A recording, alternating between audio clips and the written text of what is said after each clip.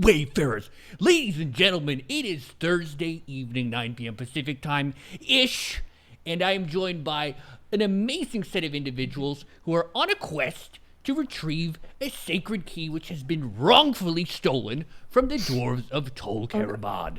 We have Carl the Kenku, the Birdbarian, Mendax the Amazing Rogue, Nigel the Invisible Wizard, and the DM himself, Apoptosis 808 Cobra Venom on the production. What is up, everybody? Are you ready for a very dangerous and intense episode of Wayfarers? Ouch. I ran over my... Yes. Yes. Yes. Yes, Woo! I am. Yes, we are. Yes to all of those questions. Thank you, Jimothy, for yet another wonderful introduction. Welcome, everybody. Welcome back. It feels like we were just here maybe about 7 days ago, so you may notice we're back again. That group, I just couldn't keep them from, they were too blood crazy. They desired to fight some orcs, and who am I to disagree? After this episode, we will be going back to our normal every other week. So we decided to do 2 weeks in a row, as it was going to be another long break before we were able to do it again. So we said, heck with it, let's go. 2 weeks in a row, Wayfarers. Welcome back, everyone. How's everyone doing? How are we doing? I sustained a lot of damage, but I'm still alive. How are you? I did a lot of damage to a bird. I'm doing pretty great. Yes, I'd heard of vodka jelly before, never bird jelly. But there was an attempt made by a bit of a hungry experimental DM in the last week, I believe. So it was a little bit of an interesting one. Did get trapped a little bit in that, didn't you, Carl? Yes. The blobs, while very slow and easy to hit, it was a very, corrosive acid all over. I think I did get a little bit of productive exfoliating in, but if you stay in there too long, I could see bad things happening. Oh, certainly. You're feeling very radiant. You have a certain glow to you now. Who knows if that's like radiation or not, but you look very stunning. You look very dashing. You feel fresh, clean. Thank you. As the acid rips away all the toxins from your pores. But, Mendax, how are you doing? Oh, I'm quite excellent. I didn't fall down the hole. You know, I managed to grab onto something, and I did not almost chop my own leg off. So, doing quite well, I think. Hey, was that a dig? I think it was a dig. Well, she You're shot just me. adding insult to injury here. You shot me. A dig? No, I simply said I didn't almost chop my leg off. That's true. And that's factual. That's true. You also shot me in the shoulder. Well, to be fair, I mean, I was shooting the orc and you put yourself in front of the arrow. Oh. It's called spatial awareness, Carl. Spatial awareness. Right. I should account for all enemies and also friends who may shoot me in the arse. And yourself who may chop your own leg. I am still getting the hang of this new scythe, to be fair. That is incredibly fair. You know what? The scythe probably pulled you over a little bit. The weight's a bit different. And that's why you ended up in the path of my innocent arrow that would have done a lot of damage to an orc, but instead may have damaged you. So what I'm getting from this is it was my fault. What we're getting from this is that it wasn't mine. And I think that's really the most important part. You see, in the Kenku culture, it is typically customary to take responsibility for your mistakes and simply move on. Oh, so you'd like to take responsibility for stepping in front of the arrow then? That's very big of you. Well done. Thank you. Wait.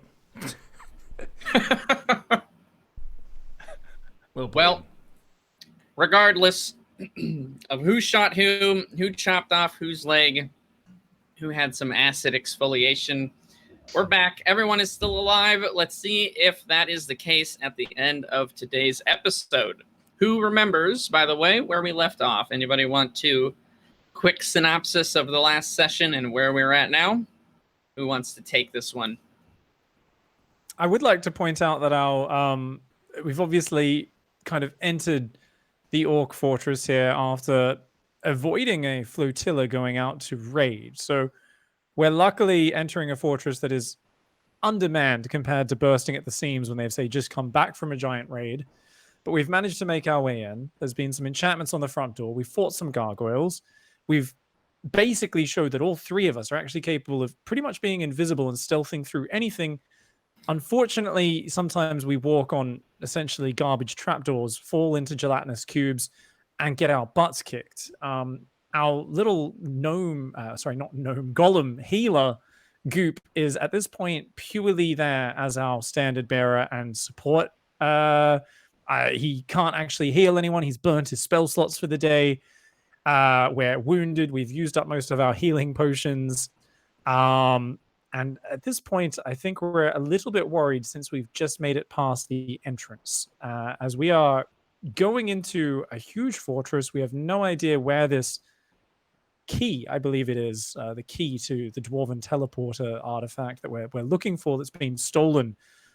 So at this point, I think we're thinking we may have stepped a little bit deep into some trouble, but looking forward, and I've saved most of my spell slots, so I'm looking eager to burn some things down to a crispy cinder. Well done. And the wizard comes through with the big intelligence there. A very apt description of last episode. You have saved most of your spell slots. You've been very patient. You're quite a, I just want to comment, you're quite a good wizard player, Pig. Most people that play wizards, as soon as they can, they just pop off the biggest spell that they can, just absolutely decimate someone, feel cool, and then when the going gets tough, they're firebolting. So good props to you. I'm excited to see how you use these more powerful spells here. To be fair, I did get a 10 damage firebolt, I think it was, to kill the Spider Queen. Yes, you did. It was actually the finishing blow. Yes, you did. Yes, you did. That is right. I think you crit even, if I recall correctly. I think it was a huge damage firebolt. Yeah, I do remember that. Oh, that was a good fight. I'm gonna have to archive that one. Use it for a different campaign later. Okay, so you guys have climbed back up from the sewers, evaded the drugged up orcs who have fallen into the pit behind you, and are now climbing the only sort of forward direction here, which is a ladder that is leading up to like a trap door, essentially, like kind of like going up into an attic, something like that. Who would be going first in this situation? Because it's definitely going to be, it's like a single file kind of climbing up the ladder. Who would be first there? Usually it's me. Okay. And then anybody want to take up second, and then would it just be call Nigel Mendax as you guys normally structure it, or? I do believe Change so, it up yes. today. I like to be the salami and the sandwich, the safest position, sheltered between two bready barriers on either side. Two bready barriers. That might be the nicest thing anyone's ever called me. A bready barrier. Really? All right. Complimenting your Fine. yeasty nature. Yeasty Nature was my nickname in prison. Oh my god. That's gross. No, for God's sake. I All right. worked in the bakery, honestly. I can't. She had an underground sourdough racket going, selling all the starter and hoarding it. Damn right. Anybody want to buy some starter culture? Okay. Here we go. We can do this. We can get into the campaign. I believe. Okay. Call. What? Give me a strength check.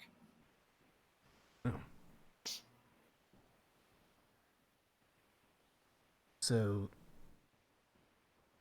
I rolled a D20 plus 3, the- Oh boy. and I think I have +5.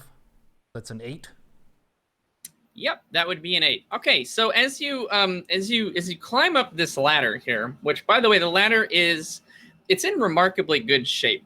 By no means is it like some kind of artisan craft, but as ladders go, it strikes you a little bit as odd that it would be in this kind of orc place where seemingly everything else has just been thrown about torn apart. So maybe a bit of intelligence behind some of these orcs. Who knows? But as you get to the trapdoor and you start to kind of push on it, you notice that it's actually you're met with some resistance. You're trying to go with kind of a very as quiet as possible, just kind of peek through, see what's on top here. But it's almost as if something is on top of the trapdoor itself. You're finding it a bit difficult to push open and be sneaky-ish about it. Well, seems as though there's either something above this trapdoor or someone. Not quite able to stealthily open it yet. Perhaps I could Would you give it like to another go try? for? You can give it one. You can give it another try if you want to go for stealth. If you want to try to make it quiet, I'm going to give you disadvantage on it. If you're kind of that's out the window, let's just get this sucker open. You want to go full bore, you can just do a regular check. Up to you. Okay. I'll go with the disadvantage stealth attempt. Okay. First roll is a 4 plus 5 is 9. Okay. And the other one is better than that. Okay, so a 9. You are able to just slightly, again, you're trying to go for not just busting this thing open, right? So you're able to just slightly kind of get just maybe a quarter of an inch of vision here. Not really much to make anything out of what's in the room ahead. You can't really get your head in a position to see. You don't know if you're going to be able to get this door open stealthily. Other people can try if they choose to. But for you, if you want to try to open this door in a reasonable amount of time, you're going to have to just go with a more brash approach. Put some muscle into it, Carl. You want me to just throw it open? I was trying to be sneaky about it. Oh, we're stuck on a ladder. Just go, I think. Okay. Then I will use my full bird barrier and strength and open the trapdoor. All right, give me just a regular roll. Again, there is something or someone on top of this door weighing it down some, and it's kind of a difficult spot to be in. 8 plus 5 is 13. All right, 13. Kind of, again, with difficulty even, you are able to push the door open. Again, now it's probably about 4 to 5 inches of opening, but you're not able to actually fully swing the door open. You do see a hand kind of lazing off the trap door. It's green, and there are metal bits that you can see bolted at the wrist and on the hand itself. So from what you can tell, there is an orc either dead or sleeping on top of the trapdoor. Oh. Well, we may have to have a conversation or a fight with this customer. I would like to still attempt to open the door. Okay, go ahead. Give me another D20. Let's see if you're able to open up the rest of the way here. 23. 23. All right, you fed up with the situation. Decide this is not the time for stealth anymore. Who knows how long the rowdy orcs in the room you're in now are going to stay distracted. You decide to just go at the door here. You are able to push the door open. You feel the body slide off and kind of push up against the wall. Okay, and you've now pushed the door open completely here. Let me make a roll. Okay, fine. You can now see into the room. So first of all, let's do this. You can go ahead, pull up its D&D image 1. And that will give you the layout of the room.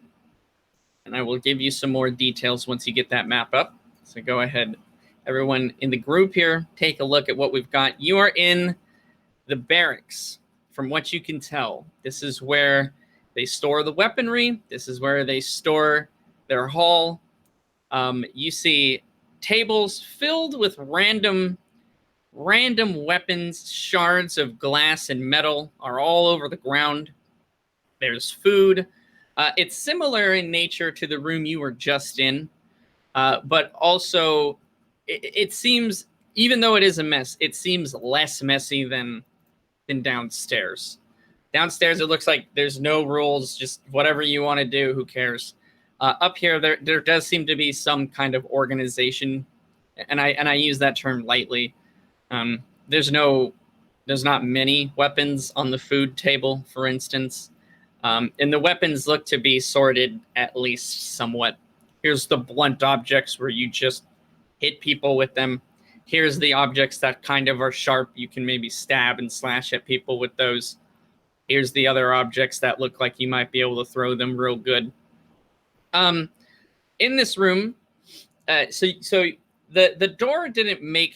Let's go back to the trapdoor and that opening. The door didn't make like a slam or anything, right? There's a body now between the door and the wall of the room. So you guys are entering from the bottom left there. Your vision and your entrance is actually blocked slightly from the wreckage of what looks to be, in this case, an old piano. But it's a bunch of other just kind of trash that's been stacked up near to make almost like a lane to funnel people in and out of the room. So you can't see too much beyond that at the moment. You're more concerned with the body that you slid off of the trapdoor here.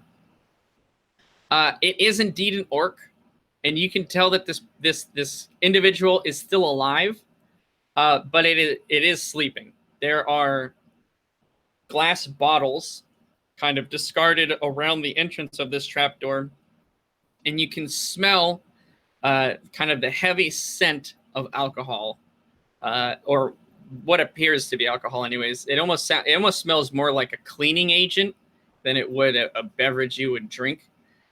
But from what you can tell, this orc that you've now kind of pushed up into the corner is passed out drunk. He is indeed still sleeping, and you can tell he did weigh quite a bit, probably upwards of about 300 pounds. So it took a lot of your strength to get him to kind of roll off the side. Again, not only is that orc just kind of big, but he's got all these metal fragments just like bolted randomly to his body, right? As like a sort of makeshift armor that these guys do. You're up close to this orc, Colm. It's the first time you've actually been. Well, no, that's not true. You guys fought those. We'll call them the slavers or whatever. You guys fought those guys on the mountain. So very similar. This guy is a bit bigger than the ones that you fought on the side of the mountain before. The ones you fought on the side of the mountain, they were, at the time you thought they were pretty large, but now comparing the two, you can see that those previous ones were almost sleek, as if they're the faster ones, right? They kind of chase after people. This guy is more of a bruiser, kind of stands in the front, he gets hit. You can see scar tissue and discoloration all over his body, and drool kind of just seeping from the side of his mouth onto the floor. Some of it's actually pooled up, and now that the door is open, it's dropping down below. So look out if you're on the ladder, as you see globules of spit now just dropping onto the ground. Several of his teeth are, again, cracked and decayed. The ones that are still there, the other ones have been replaced by sharp, jagged pieces of rusted metal. They kind of just, again, just cram them in there, bolted in where they can. There's some infection. They don't seem overly bothered by it. But these guys, they look to be very formidable warriors. And the thought crosses your mind, well, if they're willing to do this to themselves, you can only imagine what they would do to other people. And here we see the sad reality of how poor the orc's dental care is. Funny enough, you've seen worse. Oh. It's not great, I will say. Yeah, I mean, it's certainly not top notch over here. But by all means, I mean, usually dental care and other parts of Tolmarok, it's kind of just, okay, we'll pull off the tooth. That's all we got. If there's no healing or healing magics available, just pull the fucker out. What do you want? Fair point. So, Mendax, Nigel, there's a large orc up here. He seems to be either drugged similar to the other ones or drunk and knocked out. He smells horrendous. We may be able to sneak by. We may, however, this is a perfect opportunity to practice. Remember Buddy's guide on harvesting wheat. It's all in the hips, not into your own hip. It's all in the hips. I think this is a perfect practice opportunity. Basically chopping some wood. Take him out before he wakes up on the way out, perhaps. Do you mean you think I should slice his throat with my scythe before he wakes? Yes, I think you should spill some orcish blood right now. But quietly. What do you think, Mendax? Oh, I'm 100% down with killing him. The only thing I'm worried about is if somebody comes up here behind us wherever we go and they see a bloodied headless orc, they're going to know that something is amiss. So maybe we bludgeon him in the back of the head and then we can at least roll him so you can't see the wound, or we strangle him. But couldn't we... Do you remember, what is your alignment? My alignment? Mm-hmm. I believe mine is neutral good? Neutral good. Okay. Or chaotic good? For me, I have, well, with Nigel, I'm actually so young and fresh into this world that I have not really figured out my alignment. I'm somewhere in the realm of neutral, seesawing between, because I'm so young and inexperienced, and there have been moments where I gave back the wedding ring of the lost wife and I felt good, but there's also been times where I was very eager to steal shit and saw my own personal self-interest. So for me, I'm still at war between various influences, and with Mendax as a drinking buddy, I think that the chaotic and the evil might be creeping in a little bit more than the good. God, it's chaotic evil, Nigel. I'm definitely not evil. Okay, I'm not evil. You guys are certainly not evil. Neutral, you... okay, I won't get too into the nitty-gritty about alignments. I will say this. Carl, you have a pang of not guilt, but kind of a little bit of sadness in your heart as you notice this is an unarmed warrior, an enemy regardless, but it has no means to defend himself. What if this was the one orc you've ever met that's a good guy? Who knows who this is? He's sleeping. You can totally kill this person if you want to, but just know that further actions of this sort might change your alignment down the road. Nigel, I have this strange feeling in my head and my heart that if I do this kind of thing, it's not the most noble way to be a combatant. As a Birdbarian, I pride myself in the glory of a righteous battle against an opponent who can fight me face to face, bird to man, or whatever. And in this case, it is a slumbering thing which is not presently a threat. So, why not sneak by? I mean, you did kill an unarmed dwarf in the spider den. He requested it. That's not even the same thing. Right to death. He was infested with mushrooms coming out of his ears. Mendax, make a dexterity save.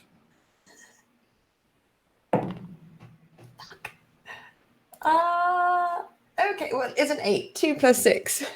All right, you narrowly miss a glass bottle that has fallen down the trapdoor and is now plummeting to the ground. You reach your hand out as you're having this conversation about the perils and decisions that you have before you about this sleeping orc. But your fingers kind of narrowly graze the side of it as it falls. You change the trajectory of it slightly. Can I try to grab it with my tail? Can you try to grab it with your tail? I'm gonna go with a no, but Useless tail. you can try to grab it. Sorry, Wait. I can try to grab it. Did you say? Or? Try to grab it. Yes.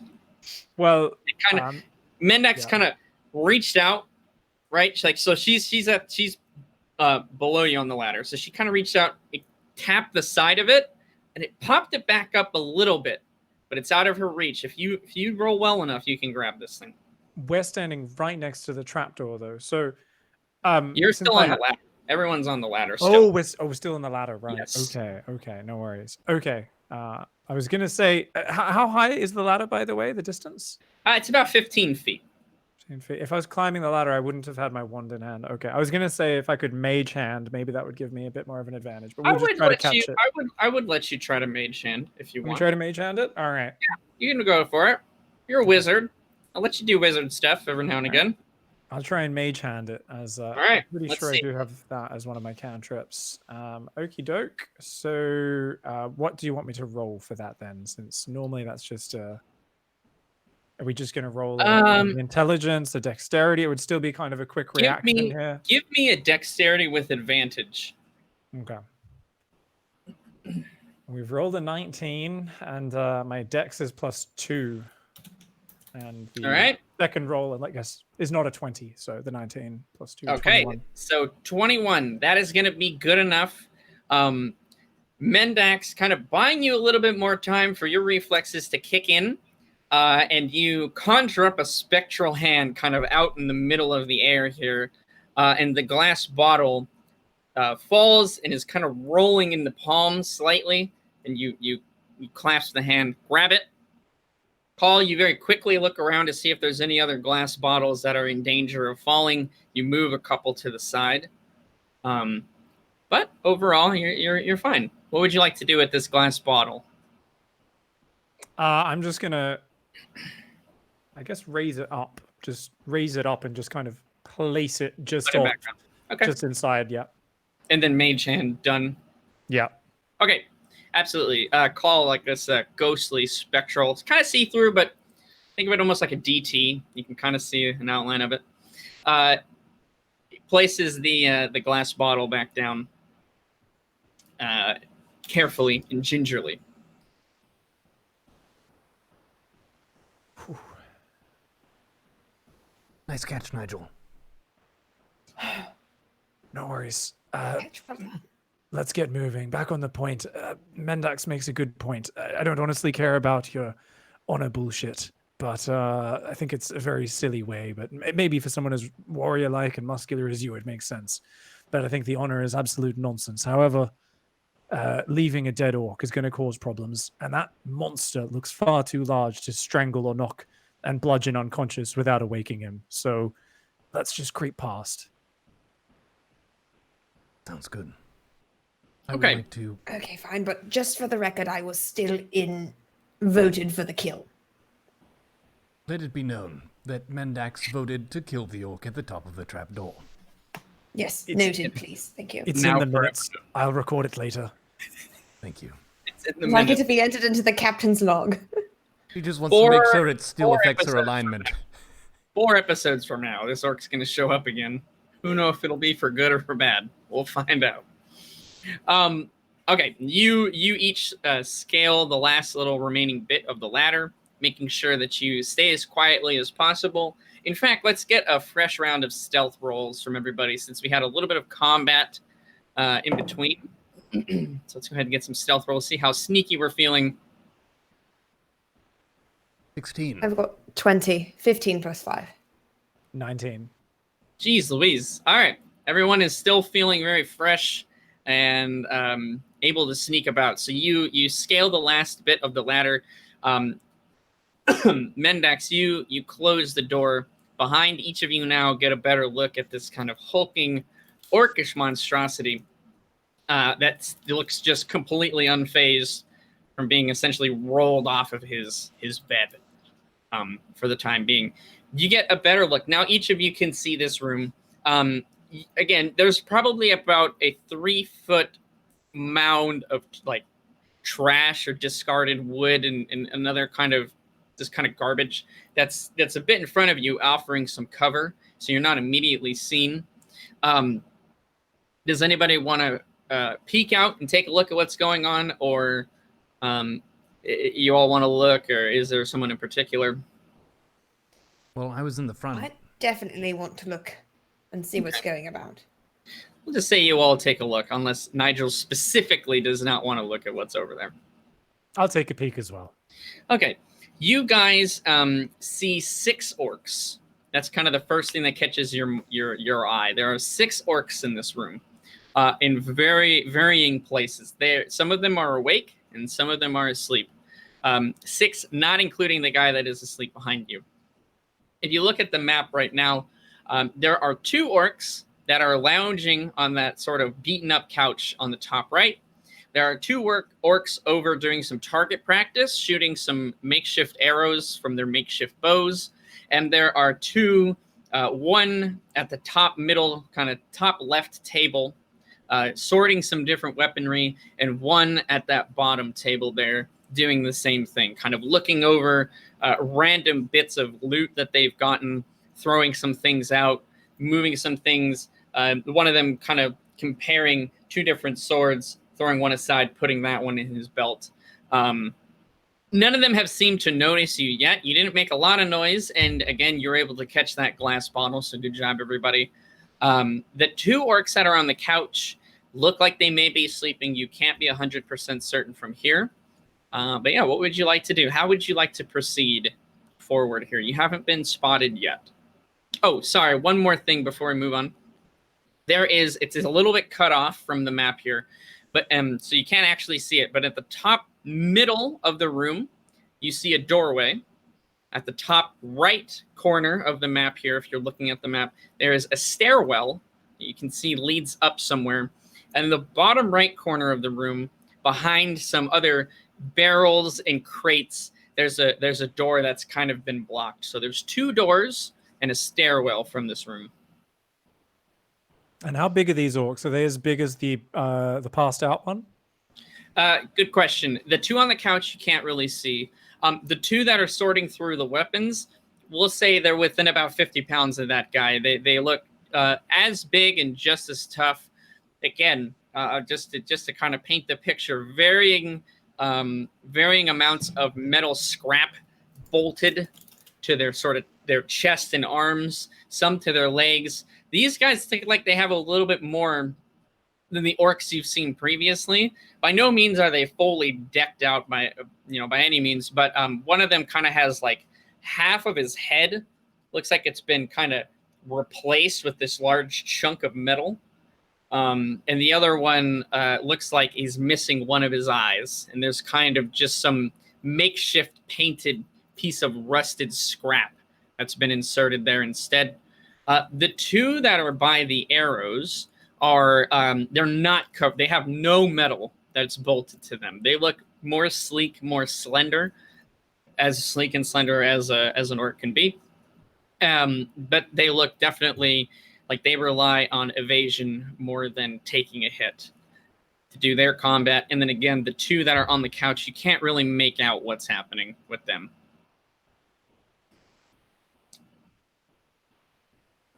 Could we sneak along the left wall toward the stairwell without being noticed?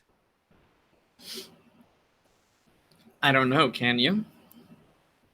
Well, we could try. Yes, you certainly can.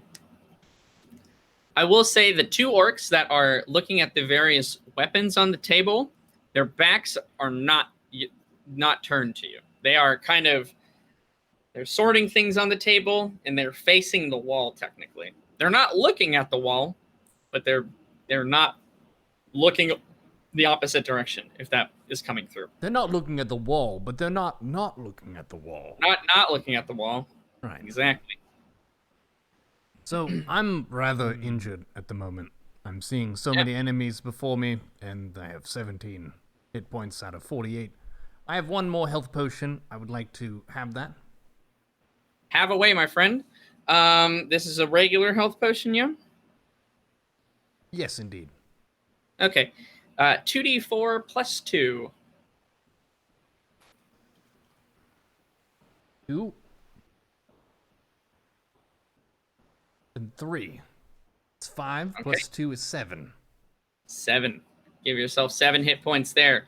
You feel the rejuvenating nature of the health potion coursing through your veins, as you don't feel 100%, but you definitely feel better than before. Some of your wounds begin to close up slightly, but are not completely healed. The acid kind of beads off of some of your feathers like sweat and drips onto the ground. Damn, these taste good. I don't feel at full strength, but about half. Yeah, it's a good way to put it. I'm exactly half health. All right, then. Okay, Mendax and Nigel, there are a ton of orcs in here. You want to go for the violent route or the sneaky route?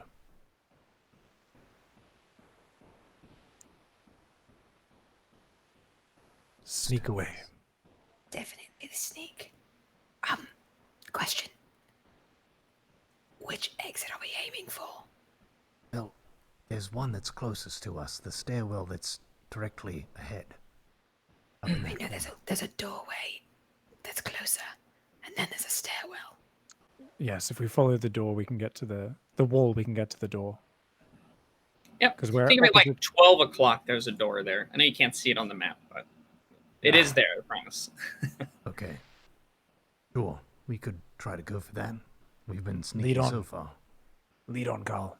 Okay, I would like to quietly and very sneakily lead on. Okay. Shh, you're being too loud. Mendax, let me, what is your, make a wisdom check.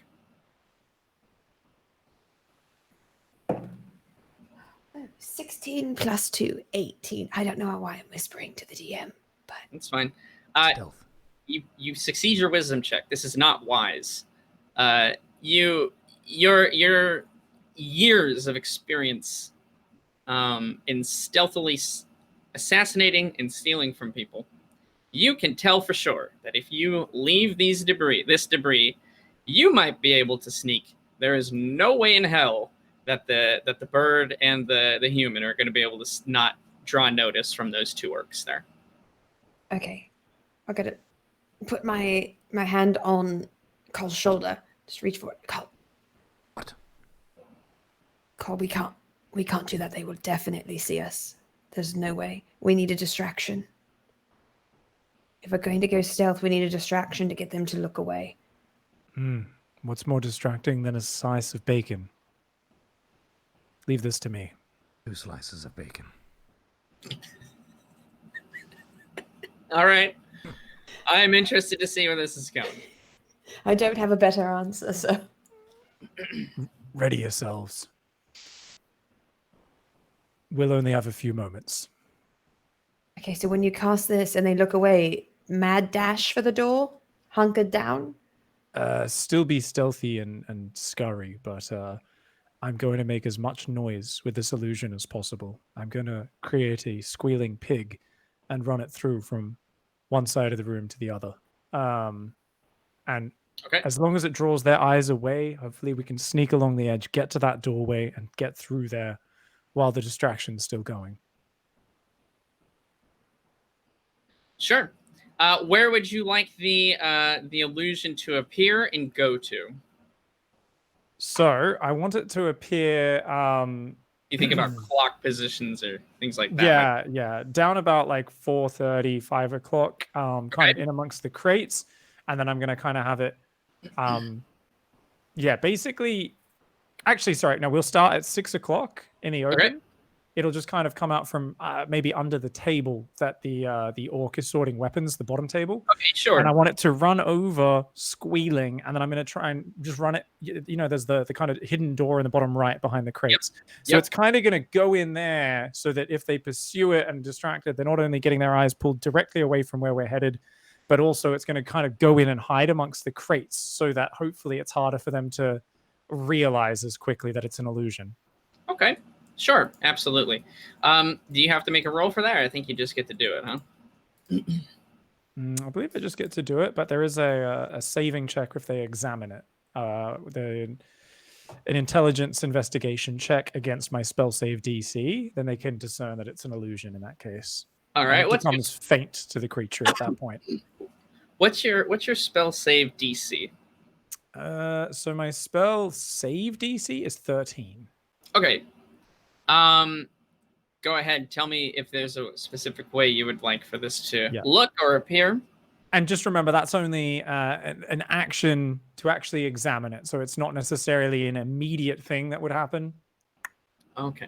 But, okay, so we're thinking juicy, pink, domesticated pig. It's going to be squealing. It's going to be kind of glistening and shiny. Like, it's really going to make it look as appetizing and as healthy as possible. And it is just going to be making these real, like, wee, wee, wee, like very loud squeals and oinking noises and that sort of stuff. So, Wait, what noise? wee, wee, wee. Sorry. Perfect. I have a good reference now. Okay.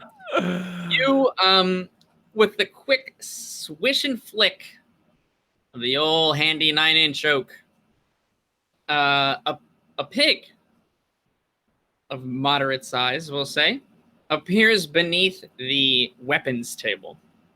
And assuming you've told your companions what the plan is here, it makes very loud squealing noises, as you just heard from our very own pig here, and kind of bucks around.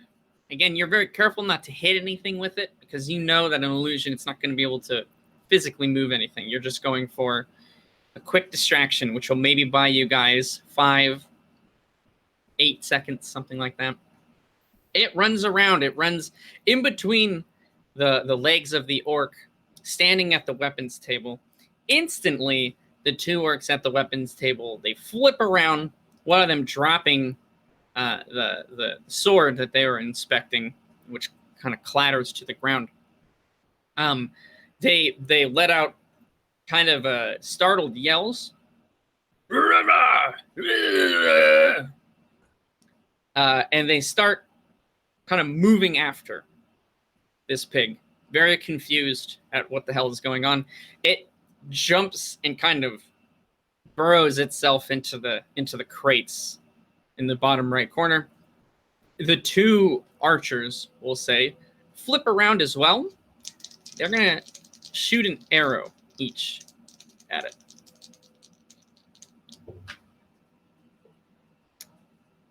But in their quickness, are unable to sink an arrow into this illusion.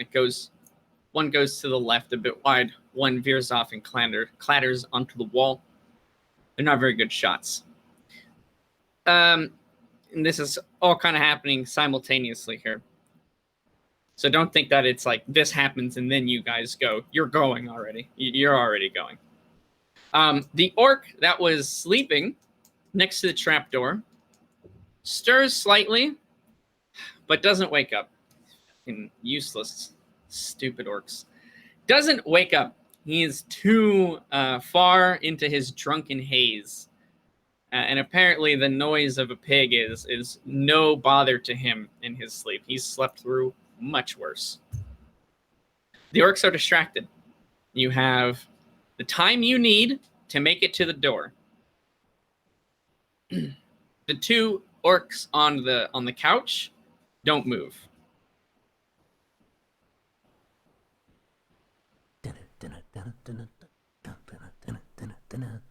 I'm to the right, taking glances at the action that's unfolding and the clamoring and all this. I advance into the corner towards the door. Absolutely. You make it up to the door.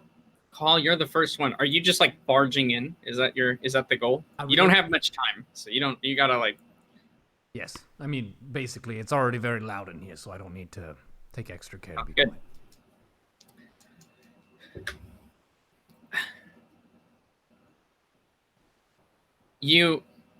quiet. So let me just paint the picture a little further here. It's a wooden door, kind of set into the walls. Has like a crude handle. You go to turn the handle and open it, it's locked. You have a couple of options, and I will say you can do one of them before your illusion is going to lose its effectiveness, Pig. You can either, or whatever, you have time to do one thing, we'll say. You can try to just break the door down, and you're strong enough, you think, gauging just very quickly the door here, you think you could break it easily. You could try to pick the lock. If it's not that complicated, Mendax, you feel very confident in your abilities to do so. Or you could go for something completely different. But you only have time to do one thing. You kind of very quietly alert the others. It's locked. To the stairwell.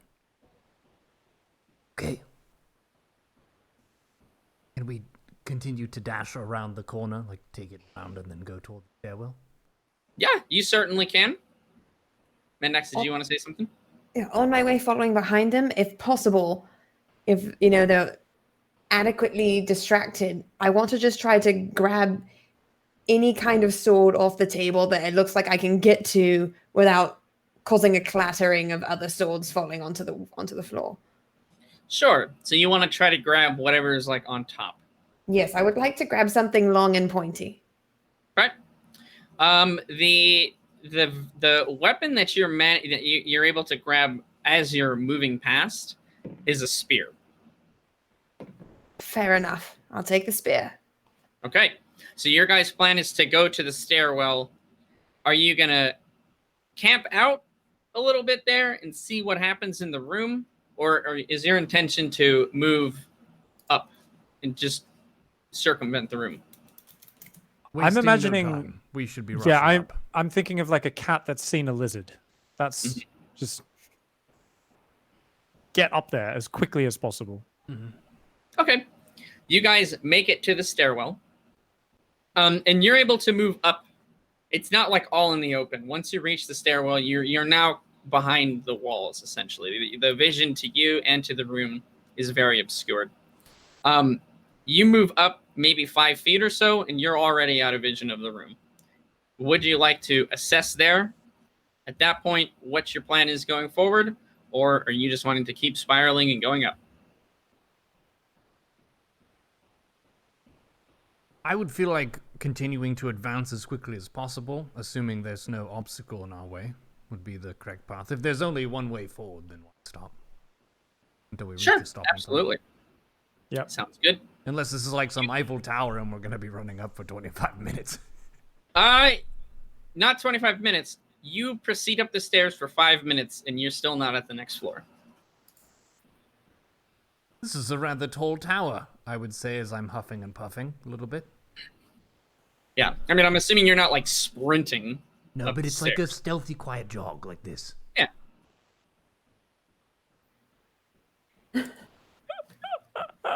Is that how you stealth around? Yes. Oh. The Kenku stealth walk.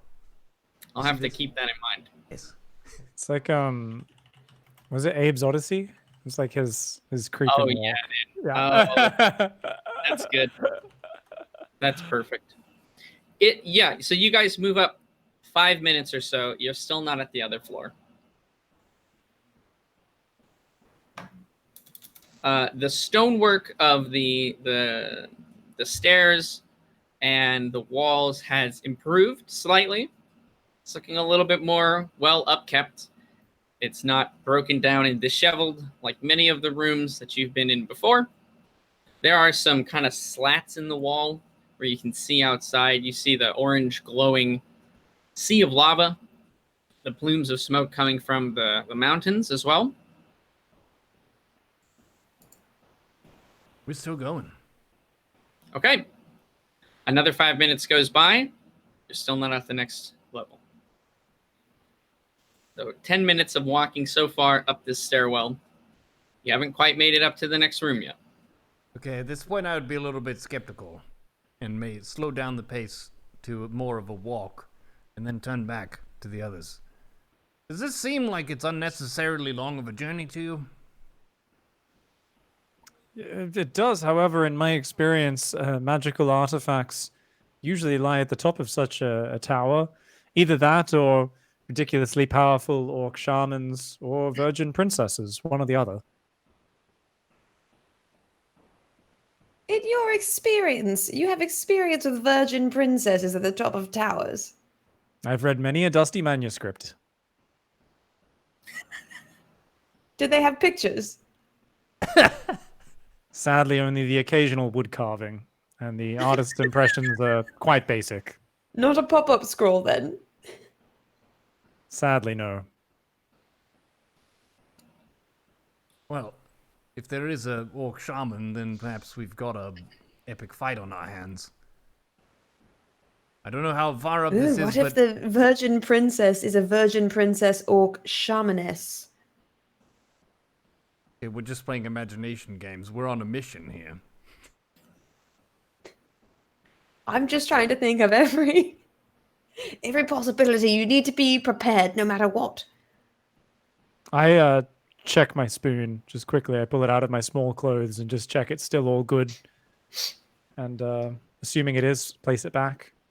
Yes, it is as perfect in silver as the day you took it out of the Dwarven vault.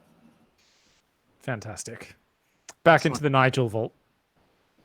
Back into the Nigel vault it goes. Mendax is like that bored child in the chariot car who's making up games to make the journey more interesting. We're climbing Castle Tower. We need to hurry. But stay focused. I will proceed now, seeing that asking them things was not useful. Absolutely. Has it ever been useful? I'm just wondering. I know, Has It might ever be worked out eventually. for you? It might be one day. Okay. Yes. Okay. That's fair. That's fair. Maybe one day someone will have something useful to input. Okay. You proceed forward. Another 5 minutes goes by. You're still not at the next room. Each of you roll me a perception check.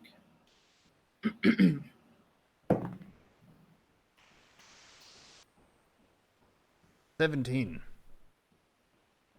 4. I got a 1. That's With fine. a +1, so a 2.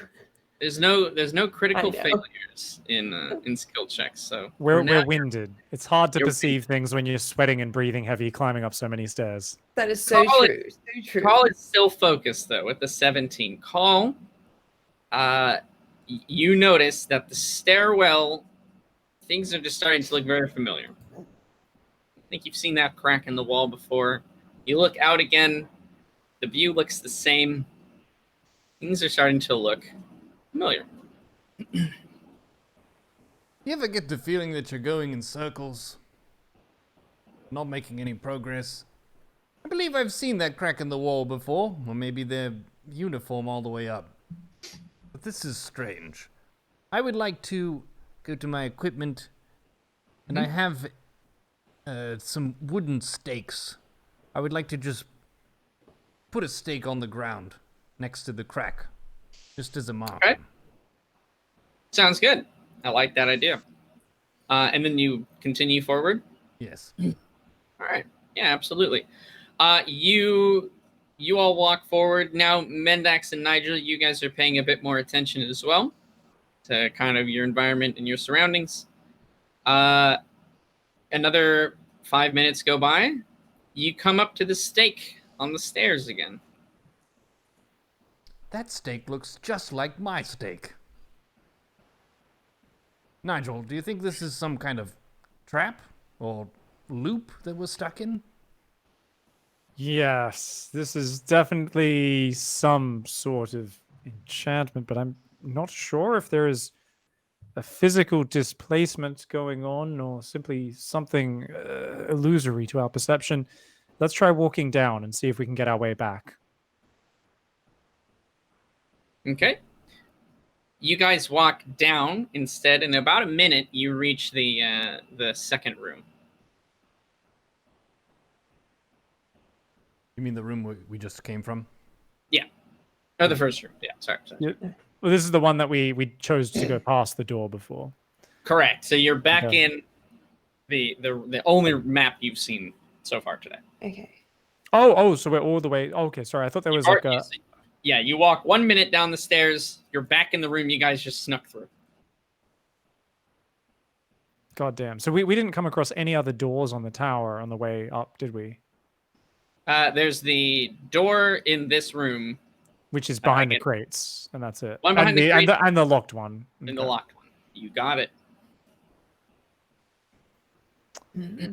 Can I do like an Arcana check or a investigation or something just on the stairs and the enchantment? See if I can understand anything more about how it works, or if I've got any examples of this that I can remember. What should I roll for?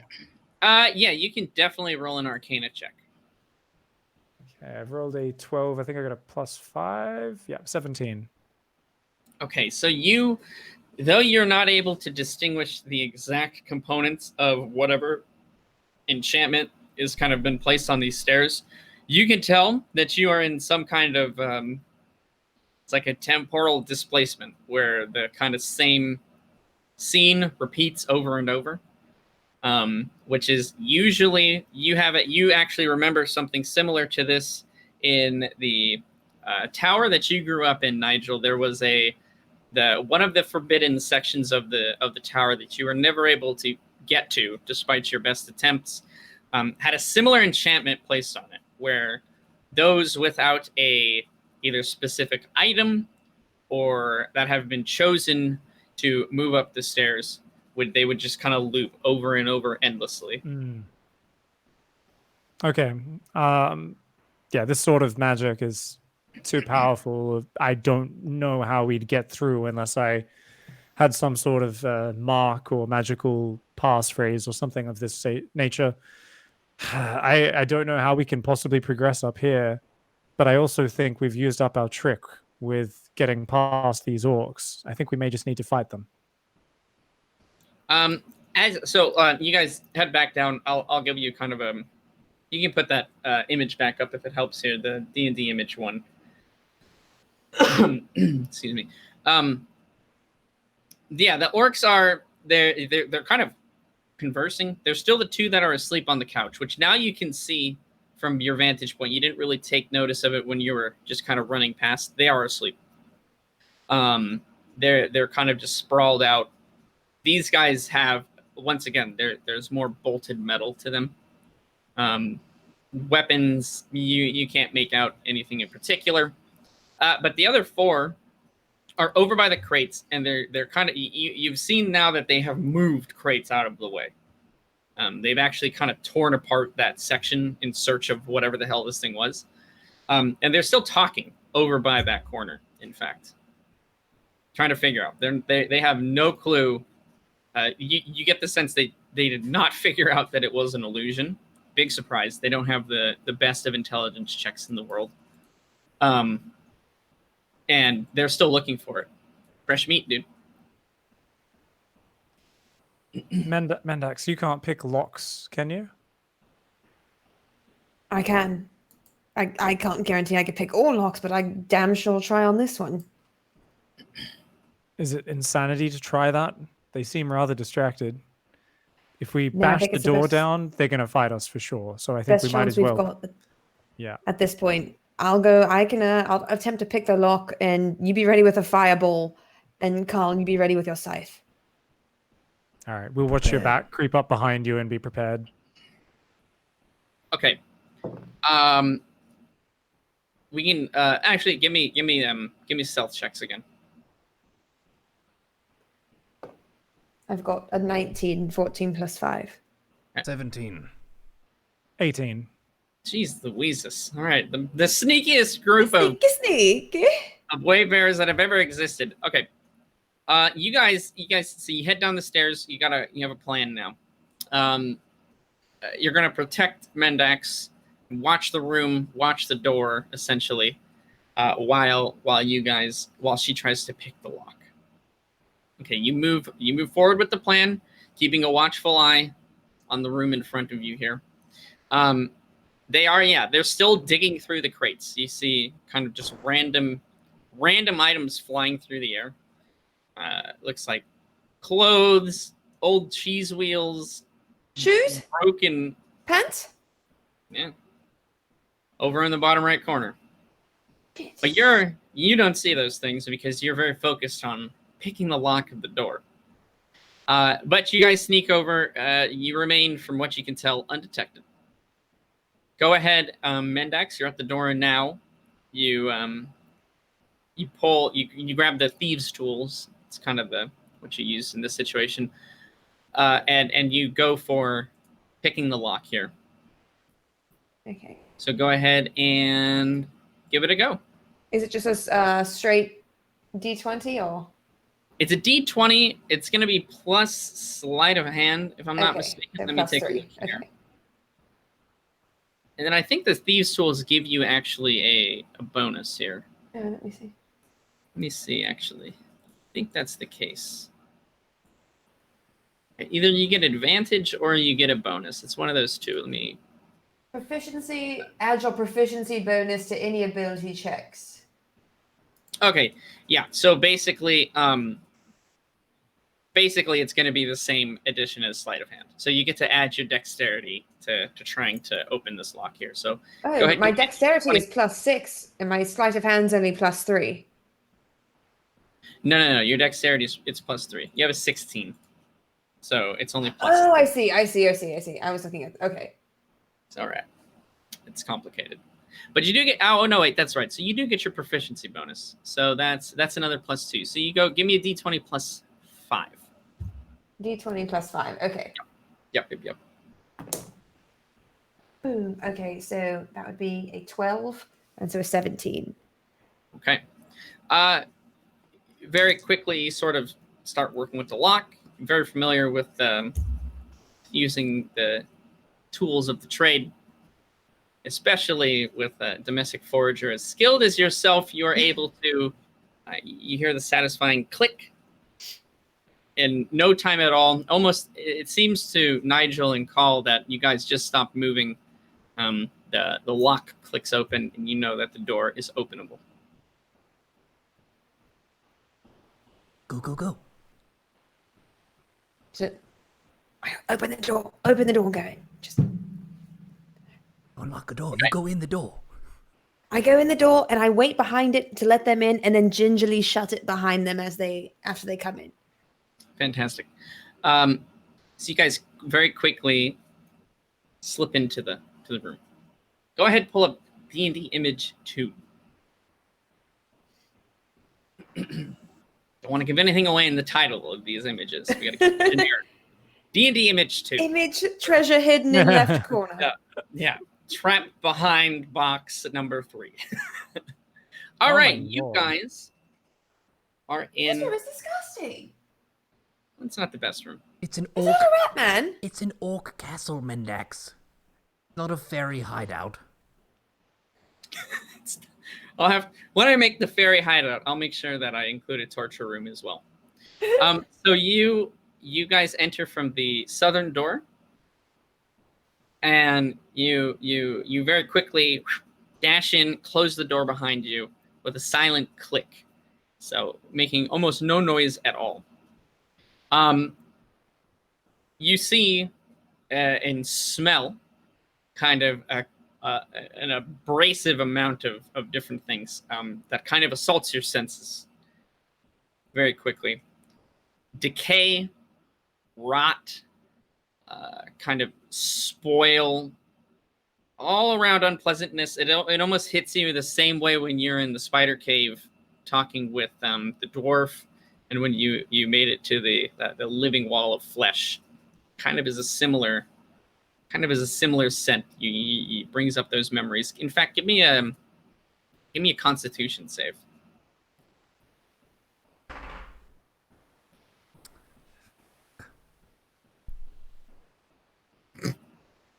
What'd you get? Rolled a 1, Okay. but I have a +6. I got an 8 + 2, a 10. Okay. 7. Okay. So you got a 6, a 7, and a 10, right? Sneaky, but not very. Your fortitude's a little lacking in this situation here. We just Can we did run- vomit stealthily though? Perhaps we can vomit. Like where it comes up and you, but then you swallow it again. Is You it? just take it right. Oh God. So I'll describe the scene and then I'll describe what happens here.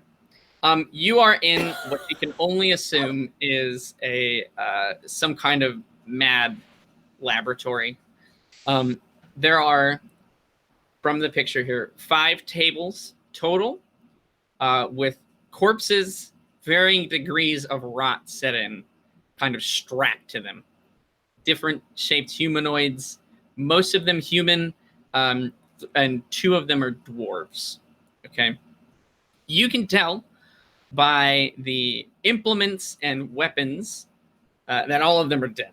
Just instantly, we'll get that out of the way. Many of them have their kind of chest cavities are opened up.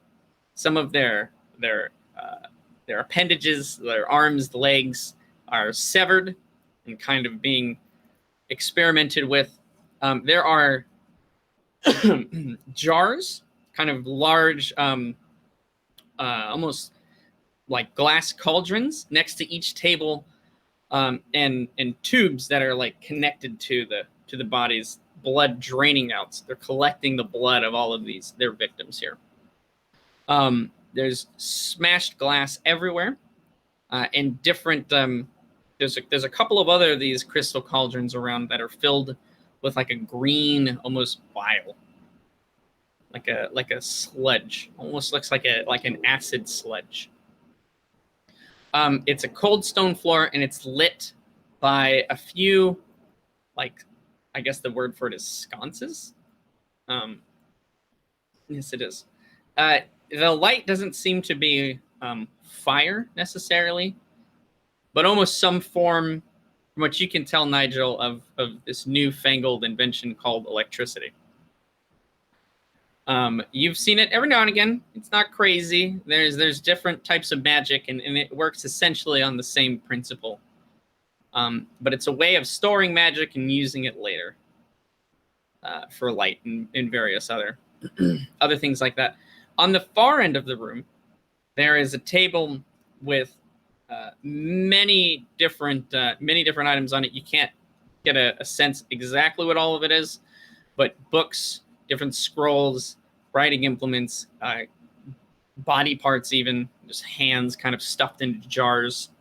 To your eyes, Call, this is like an alchemy lab gone wrong. To your eyes, Nigel, this is a mad scientist, a mad wizard's kind of experimentation room. A necromancer, an evil necromancer, may have something of the such. And to your eyes, Mendax, this is just kind of cruel. This is just some room of torture. Responsible for all of it is a giant humanoid rat that is currently carving apart the latest unfortunate victim in the center of the room, and kind of relieving this individual of their head, as they're kind of poking around and trying to take different materials.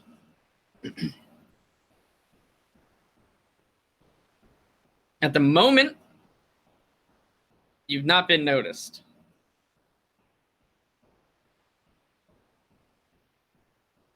Guys, this place is pretty fucked up, and I think that rat has something to do with it. Kill it. I think this rat has everything to do with it, and I think this rat needs to die. Want to all jump in at once? Heck yes. Do it.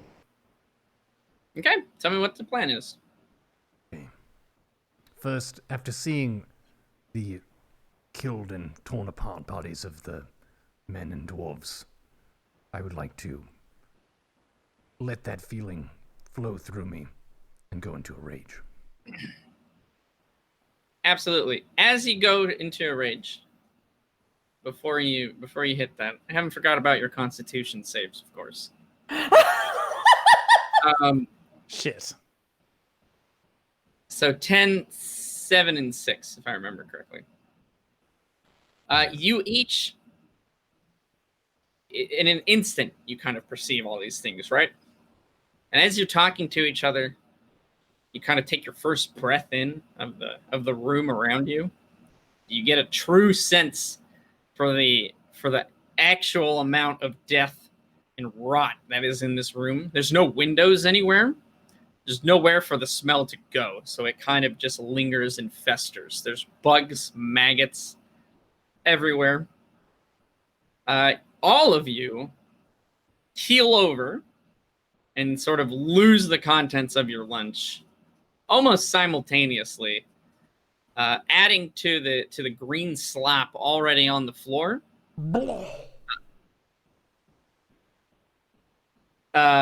You can't really tell afterwards where you've thrown up and where that floor was just kind of already filled with some sort of disgusting matter. You do alert the rat, however, who turns around and is now eyeing each of you. You can see it has just kind of dark black beady eyes. It has almost like a satchel, I suppose would be almost like a bandolier. Look at me with these words. Filled with different syringes and vials, different cutting implements. And its right hand is just kind of like a hacksaw, and in its left hand is the head of the victim it had. It smiles at you evilly as it sees 3 fresh new experiment partners. Go ahead, roll initiative.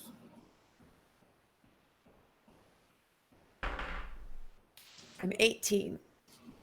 16. 8. All right.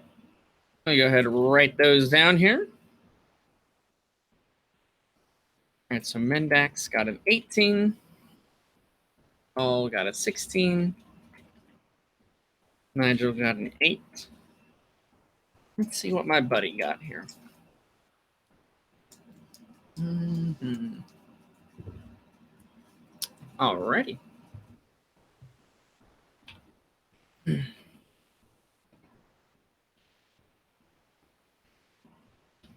Still reeling from the revolting smell and from losing again the contents of your stomach, the snacks that you brought. You kind of get the taste of the beef jerky that you guys ate on the boat. You get to enjoy that for a second time. Ugh. He lunges at you all very quickly. And he is going to be going first. For once in my NPC's life, they rolled better than the Wayfarers. That is not an easy thing to do. Yeah, he is going to quickly traverse the room. The room in total is maybe only 25, 30 feet across. It is not a wide room. It's cramped, in fact, as you find it difficult to maneuver around. The table is blocking a lot of the walls, and there's kind of only these 2 lanes, if you will, on left or right from the table in the middle. He will move towards you guys, and the green cauldron, kind of glass cauldron that's in the middle towards the door on the south there, he moves over to it and he kicks it over, splashing that green sludge fluid on the ground in front of you guys. Each of you taking... actually, give me a reflex save. We'll get dexterity save. God damn it. Give me a dex save. 10. Okay. I rolled a 1, and I believe I have +2 on my dex saves, but I don't think that matters when I get a 1. Not really. And I have a +3 on mine, and I got a 12, so 15. Okay. Mendax, you are able to... We'll say you're on the left side here. You're able to jump out of the way and completely avoid this sort of toxin that is now kind of splashing forward. Nigel and Call, each of you guys are going to take 4 damage as this green acid kind of splashes onto your legs. And Not on the shoes! It is on the shoes. And my leg just finished healing. What the fudge? Ah! This is a I had- gross quest. I had bark leg for like a month.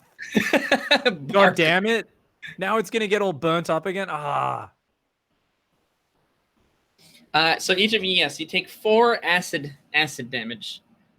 As this slime kind of coats your legs and almost like a tar. And so Mendax, you're fine. The rat is gonna move through the slime. It kind of does that on the way. And Nigel, what is your armor class? 12, I believe. Yes. 12. He is going to try and slash at you with the hacksaw.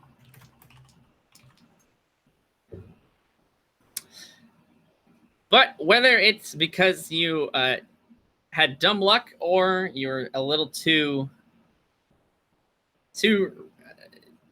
I don't know, you're able to dodge out of the way.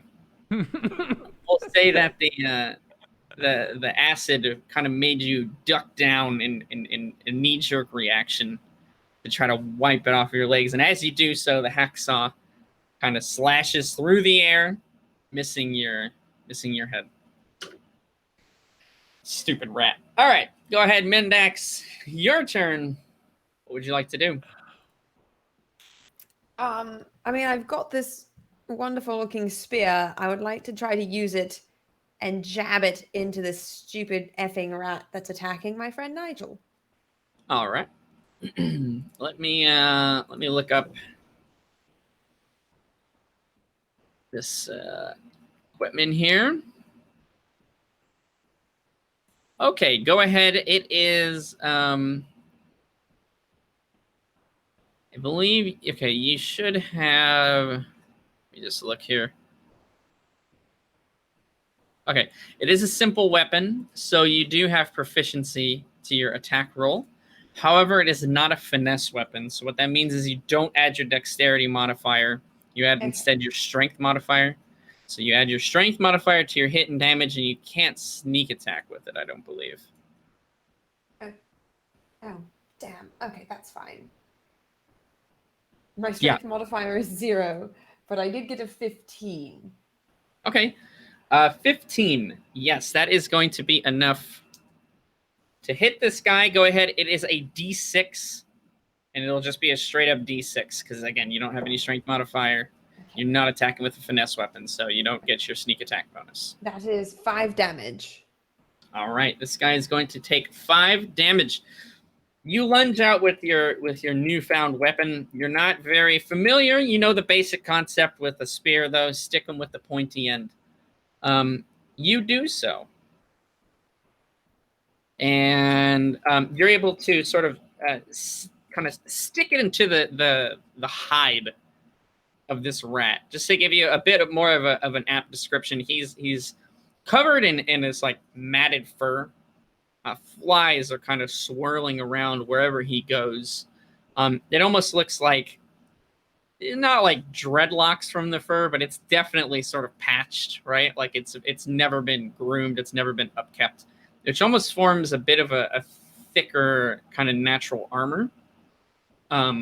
So you are able to hit into the rat. You draw blood, a bit of red life liquid pouring down the spear. But overall, he looks unfazed, like he doesn't really care too much about the damage he takes. He sort of laughs to himself wildly.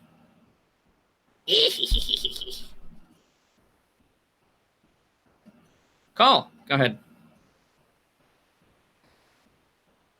Foul beast, defiler of the dead, we are the Wayfarers, and you are about to meet your doom. Ah! I would like to attack the motherfucker. Okay, absolutely. Before you do that, take another 2 damage for starting your turn in the acid. Ouch. Then you're more than happy to attack the motherfucker. And for this rage, I would like to do the biting form. Good call. Thank you. Okay, and I rolled a 15, and I would like to do a attack bite. So this is my attack. You rolled a 15, or is your total a 15? Total is a 15. Okay. And what is the attack roll for the bite?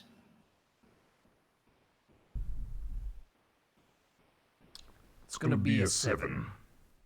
7. Neither of those attacks are going to be enough to pierce the fleshy hide of the rat. You strike out with your scythe, but you, in reflex to the pain that suddenly shoots up through your legs from that acid, you kind of falter. Your strike isn't as true as it should be, and you're not able to get a good heft in.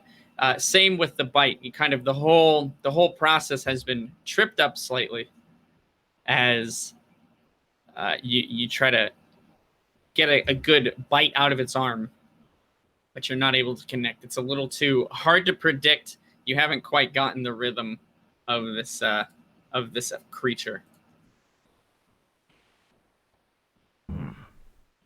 Mighty foe. You feel that starting your turn in the acid, you're going to continue to take damage. So, could I move? Yeah, certainly. You certainly can. I would like to. There's a bunch of blood over to the right, so maybe sweeping around the room to the left. Sure, you join Mendax as you move around the backside of the rat.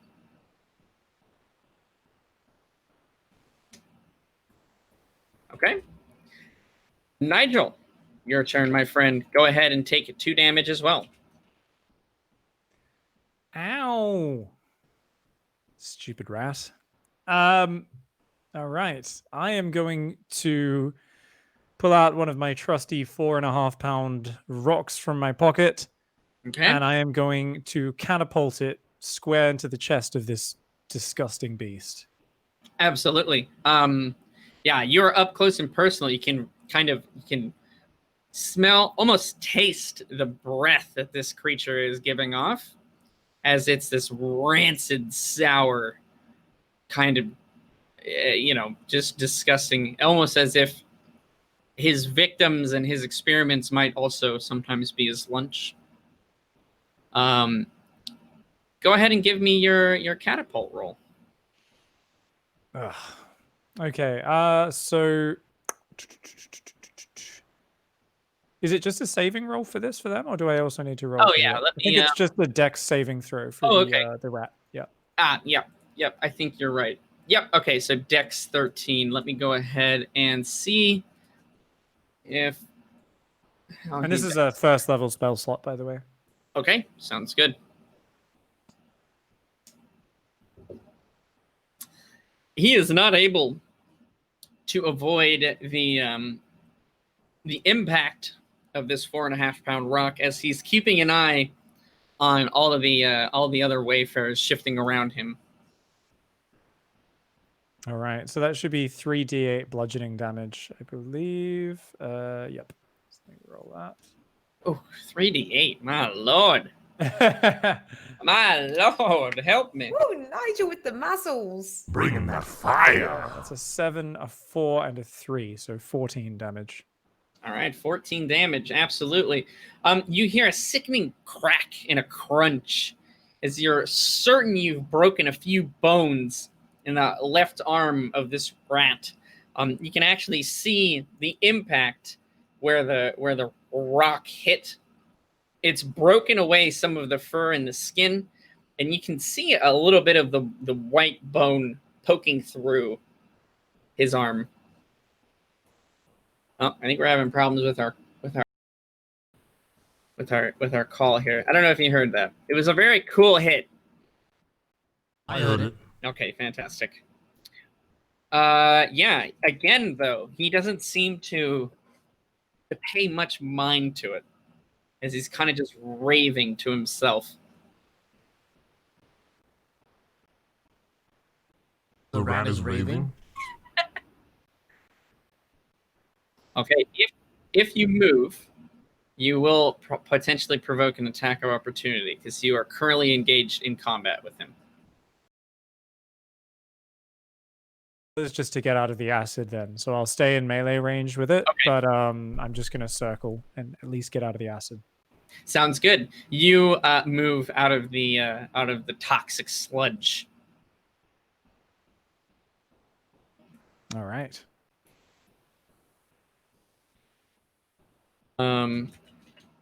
Perfect. Yeah, that's everybody. We'll go back up to his turn. He kind of, again, he cackles to himself. No toys, no experiments. And he will look at Mendax, who stabbed him in the side. He is going to let the head kind of drop to the ground as you hear it kind of sizzling and bubbling in the acid that's kind of now eating away at the flesh and hair of this poor individual. And he'll grab a syringe from his bandolier. Go ahead and give me a dexterity save as he tries to stab you with it. I got a 12. A 12. Oh wait, no, I lied. That's a 9. I'm an idiot. That's a 9 plus that. Okay, so it's a 15. A 15. You are able to duck out of the way as he was trying to jab this in the side of your neck, filled with some sort of mysterious tonic, who knows. But you are able to avoid it. And Call, what is your armor class? Mine is 17.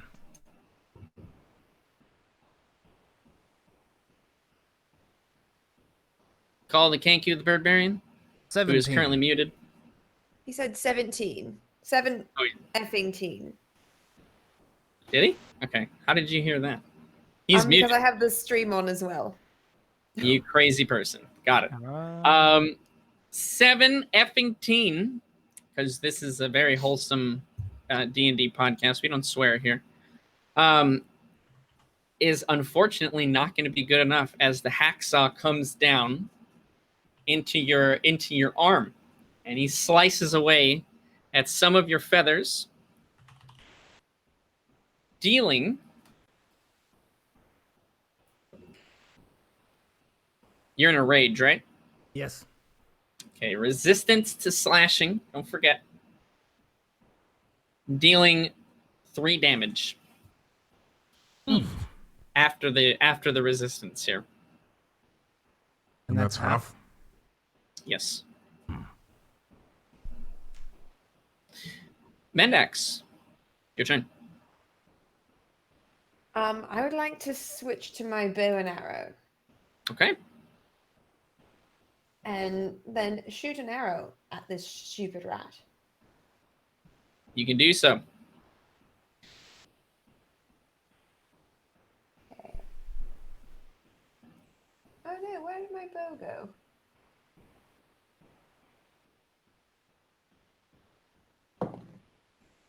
I don't know what my modifier is. A 9 again, but I don't know what modifier I have. For your bow and arrow, it should just be if you look under actions, so it's +5 total. That is a dexterity weapon. Oh, that's right.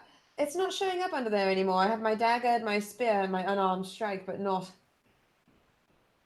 I have it for you. I'll refresh. I need to refresh. It could be me. It could be me needing to refresh. Oh no, it is gone. You don't have it. That's okay. It is a +5 and it's D6. Okay. You do get to do sneak attack damage with it, as an enemy of theirs is within 5 feet. So that'll be 3d6 plus 3, I believe. 3d6 plus 3. Mm-hmm. Okay. So 2 plus 3 is 5. Plus 2 is 7. Plus 3 is 10. So a total of how much? So total of 10. Okay. Sounds good. The arrow sort of it sticks out of, but has gone through the right shoulder blade of this rat. Blood starts kind of pooling up and you can see it mixing with the matted fur, discoloring it slightly. But again, he just doesn't seem to notice. How all much that damage was that? 10. That was 10. Very nice. All right. Well done. Well, good shot. We'll move over to Call. Call, it's your turn, my friend. It's in the hips. When you swing from the hips into not yourself, but the enemy. I'm just thinking to myself here. Okay. Good. And this time I will do a swing into a out and bite. Okay. So a swing into a bite. Give me your rolls. First one is 13, and I get plus 5. Do I get 2 more because I'm raging, or is it just 5? No, you get the +2 to damage, not to hit. Okay, so 18 for the first, Okay. and 15 for the bite. Okay. The 18 is going to connect. The 15 will not. So that is my attack. A D10.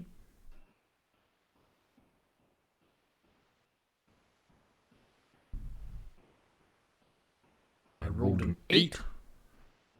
Plus 2 because I'm raging, which is 10 plus 1 because it's sharp. Is 11. And then you do get your strength modifier as well. That's going to be another 3. Okay, so 14. 14 total. Mhm. Alrighty, sounds good.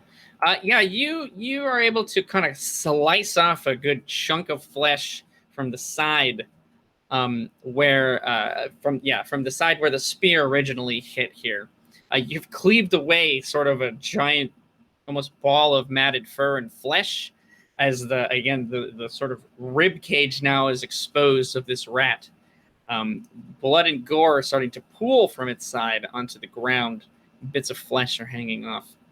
And you can see that you've done a very mighty blow against this creature who just seems unfazed. Just couldn't care. Still just its eyes just hollow and blank as it only sees lifeless creatures in front of it, experiment subjects. You are going to fuck him up. You're gonna try. Nigel. Your turn, my Amen. friend. All right. I am going to pull out another stone. I'm going to try and catapult him one more time. This is my Okay. my biggest way of taking out a single target. And yeah, going to try and just crush and bludgeon this guy's skeleton, whether or not it feels pain. Eventually, its structure's got to break down. So, yeah, I'm going to pull out another stone, blast it straight at him. And it's 13, right? Yeah. What happens if he succeeds? Pretty sure he just steps out of the way in that case. Let me see. Let's see here.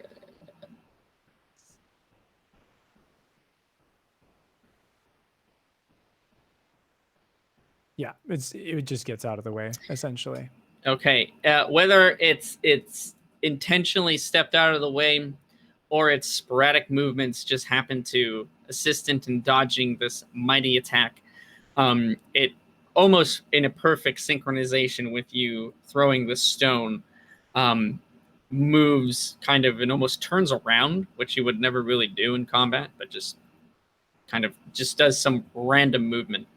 And your stone kind of shoots across the room and smashes into the side of the wall, cracking several of the stone tiles that are there. Good try. God His damn it. That's all I've got. for now. So, You messed up his fine home furnishings. That still counts for something. Yeah, fuck those tiles. You Feng shui ruined ruined. the perfect aesthetic of this room. It was all nice and tidy and neat, and now it's been ruined. Damn you, Nigel. This rat, again, it sort of turned around at the same moment that your stone flew through the air. And you can see it's pulling off different things from its bandolier and kind of throwing them to the side. It pulls out a somewhat large syringe filled with some glowing green liquid. And it stabs it into its own arm and injects the viscous fluid into its bodies.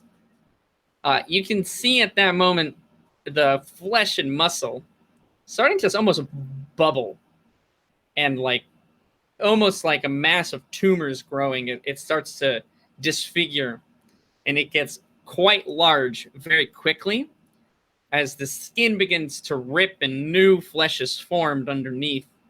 The rat doubles in size, kind of now needs to hunch over so as not to hit the ceiling of the room, as its claws, like certain parts of its body has not fully caught up to its new size. One of his arms is kind of still the same length as before.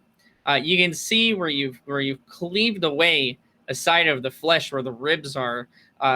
Several more ribs have kind of grown sporadically and are now kind of sticking out of its new body.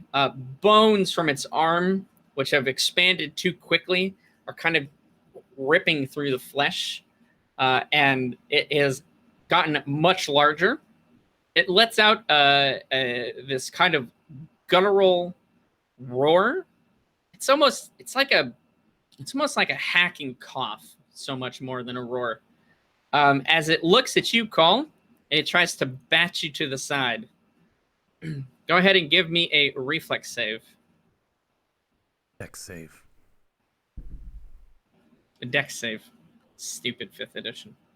18. 18. You're able to duck out of the way of its monstrous right hand as it kind of clatters with the table next to it and is able to toss that sort of on its side now. You're looking at sort of like it almost looks to be like a stitched together abomination minus the stitching. It looks like pieces of different sort of humanoids have all been jammed together, as this creature is unnatural at best and horrible at its worst. Mendax, go ahead. We're going for another arrow at this point. I'm not getting close to that. Okay. What? Okay. 8 plus 5 is 13. 13. You are able to hit it with a 13, but you don't sense that the arrow has done any damage. Oh. So whether the hide of it, you kind of just hit into a particularly matted piece of fur, or it just quite wasn't able to pierce its hide, you're not sure. But that's not going to be enough to do some damage, my friend.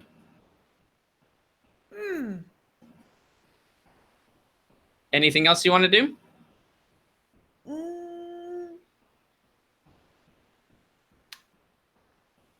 Am I within range of it now that it's bigger? Am I within arm's length of it? It could definitely reach out to grab you.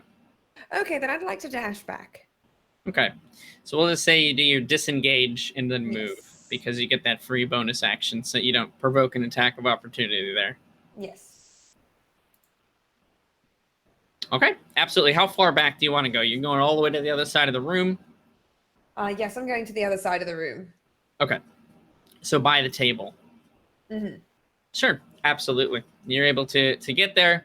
It's too slow to take any advantage to that movement. And we'll move on to Call. So, I have an idea. All right. I love ideas. The rat creature, the green fluid that it injected in, would Yeah. I have known whether this is some potion or maybe a toxin of some kind? Give me a this would be a nature check. Yeah, nature as it would pertain to alchemy. So it's not like drawing on your knowledge of the wilderness per se, but it's the closest check to alchemy. So we're drawing on your knowledge of alchemy. 21. 21. There's no way you could tell what the contents exactly of the vial were just from a quick cursory glance. There's plenty of potions in the world that are green. And you don't think this guy follows the textbook as it would be. But you have certainly heard of potions that would cause rapid change in a creature. And that's what you think he's sort of injected into himself, a temporary boost, if you will, to like his strength and his size. But how long that will last and what the effects afterwards would be if he survives are unknown. You do know that there are normally, once it wears off, which can take anywhere from 15 seconds to permanent, possibly. When it would wear off, it would have some severe lasting effects. So this was my idea that I had. Okay. We fought these spiders, right? Yeah. And they had lots of toxins and venom, many of which were green. That's true. This thing that it put in was green. And we have antitoxin. I have 3 doses on myself. Okay. Would it be possible to apply this either by jamming it into it or by putting it on the edge of my weapon? You do have a syringe to inject this antitoxin. So you're trying to negate the effects of this essentially injection by using an antitoxin. Is that right? Yes. Okay. You have no idea if it's going to work, but you're more than welcome to try. Okay. So would I just do a d20? I don't even know if you would really need to roll. He's a very large target. I suppose it would be a dexterity save. So we'll just do a opposed dexterity save. So roll a d20, add your dexterity modifier. I'll do the same. What'd you get? So that's 8. An 8. Okay, total? Yes. Okay. Despite its lumbering size, he moves with a certain amount of agility, and is able to, by a fucking miracle, evade your syringe. You are not able to plant that in. It. I rolled a 20. I'll let you know that right now. So, sorry. Okay. Well, I think that was an action. You would have had to, yeah. We'll say that takes up your action because you would have had to get the actual syringe itself. You would still have your bite because that is a bonus action if you would like to go for that. Why not? All right, great. I would like to bite a motherfucker. Bite away. Going to be a 9. 9 total. 4 plus 5 is 9. Just checking, man. Just checking. 9. Again, you go for the bite, and you kind of get tangled up in its fur itself, and not able to pierce into its leathery hide. Yeah, it's disgusting. Unfortunately, no damage there, my friend. Sorry, not the most productive turn. None of us are judging you. I mean, none of us are judging you. You've missed 3 bites in a row on possibly the most disgusting creature you could possibly want to bite. So, no judgment here, Carl, for once. Nobody wants that in their mouth. All right. Nigel, if Carl is all set, it is your turn. You're staring down truly a horrible abomination. It is an affront to any god you can think of.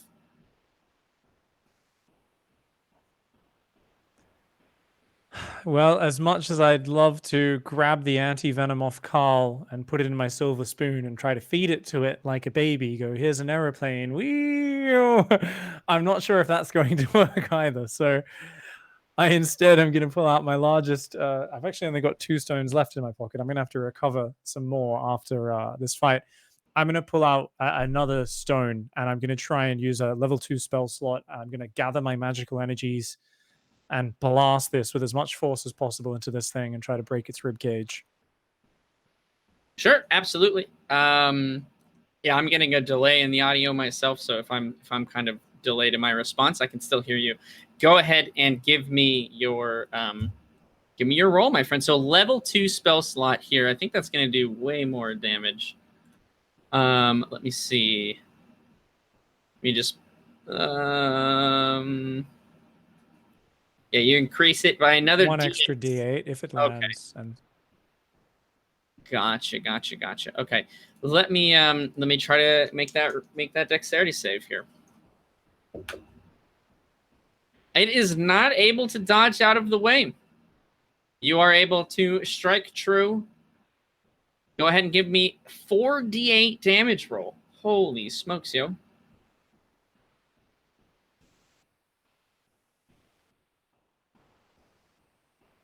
that is an 8, a 5, 4, and a 4. So that's 20 damage.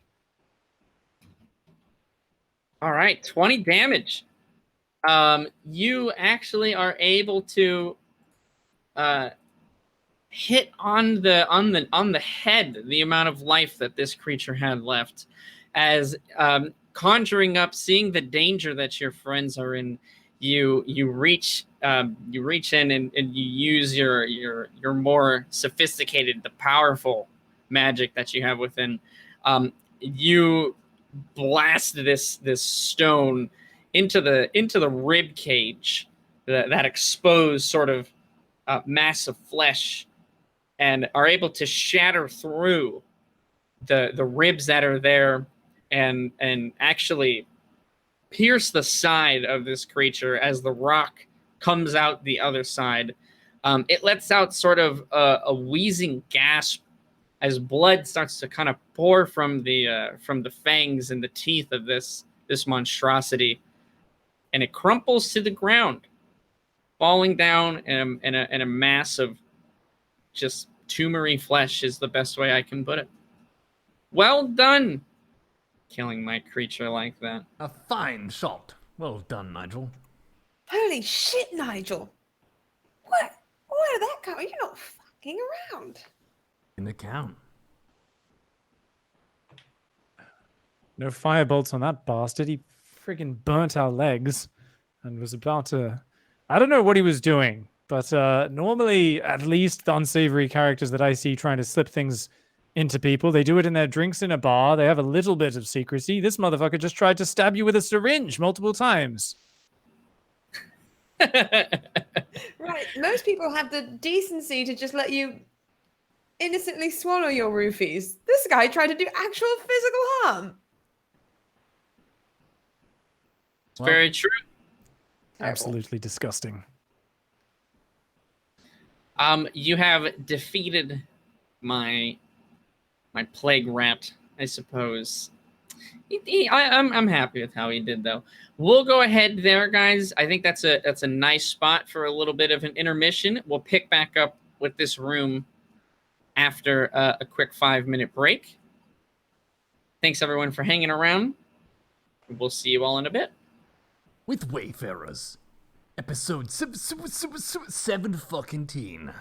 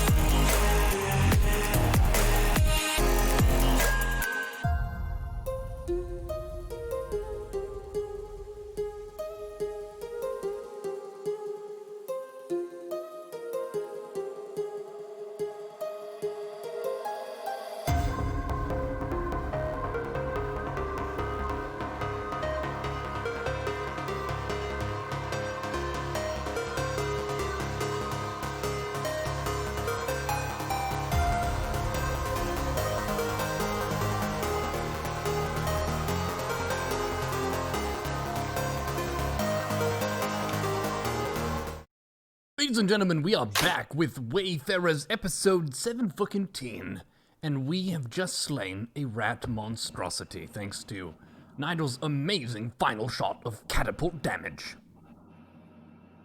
Nice. Yes, well done.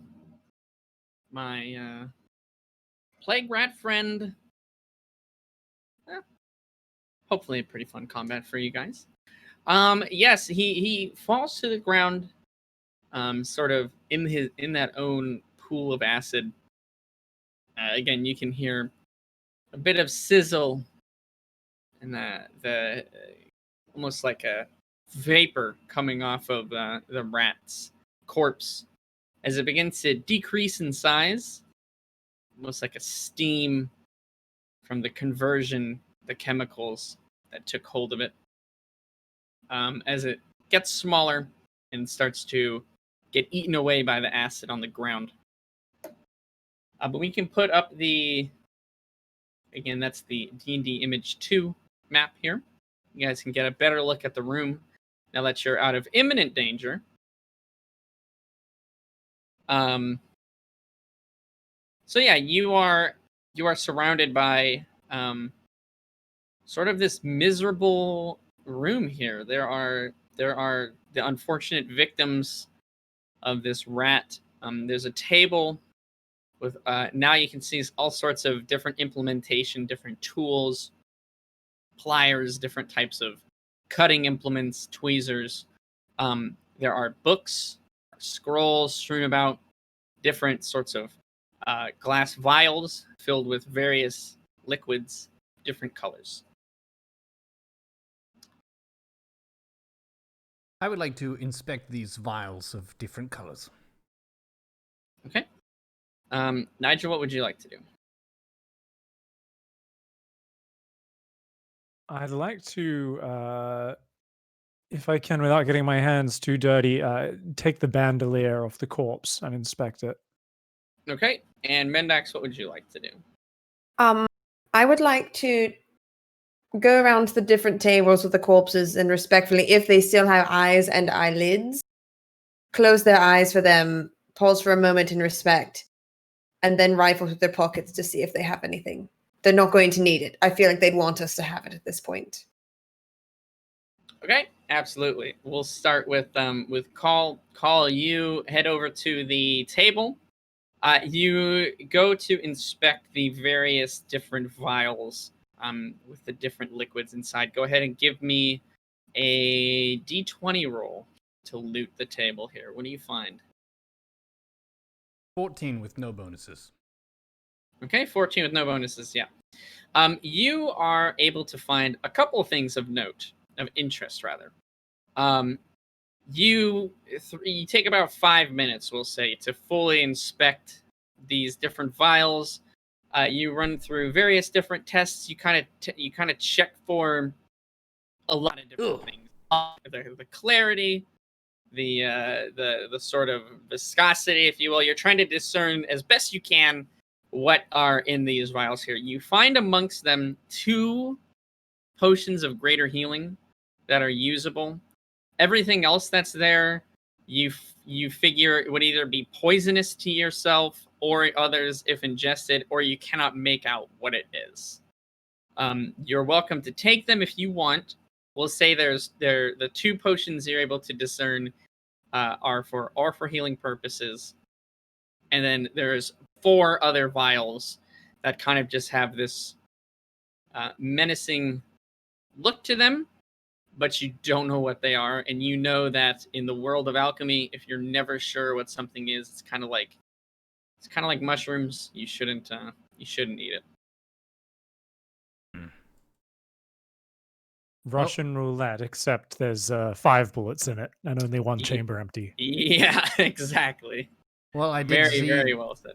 I did see this monstrosity basically injure and wound itself with whatever this toxic stuff was. So I was getting a bad vibe personally. I'm not into that. If it's going to affect my performance negatively in the long term, not really worth it. There are good potions out there. But I will take the 2 greater healing potions. Okay, excellent. we'll come back to you in a second. Nigel, you were looking at the bandolier. That, in fact, when it kind of grew to the hulking size, the bandolier snapped off of the creature. What the hell is Mendax looking at? There's something in her room, I think. There is the creepy. Oh my god! No, it's getting closer. It's like a shrimp fucked a spider and had a baby, and it's hanging from my ceiling, and I don't know what it is. It's getting closer. Why don't you just roll for initiative? Can you please rotate the camera for us and then deal with it? Survive. You need to live. We need you in this.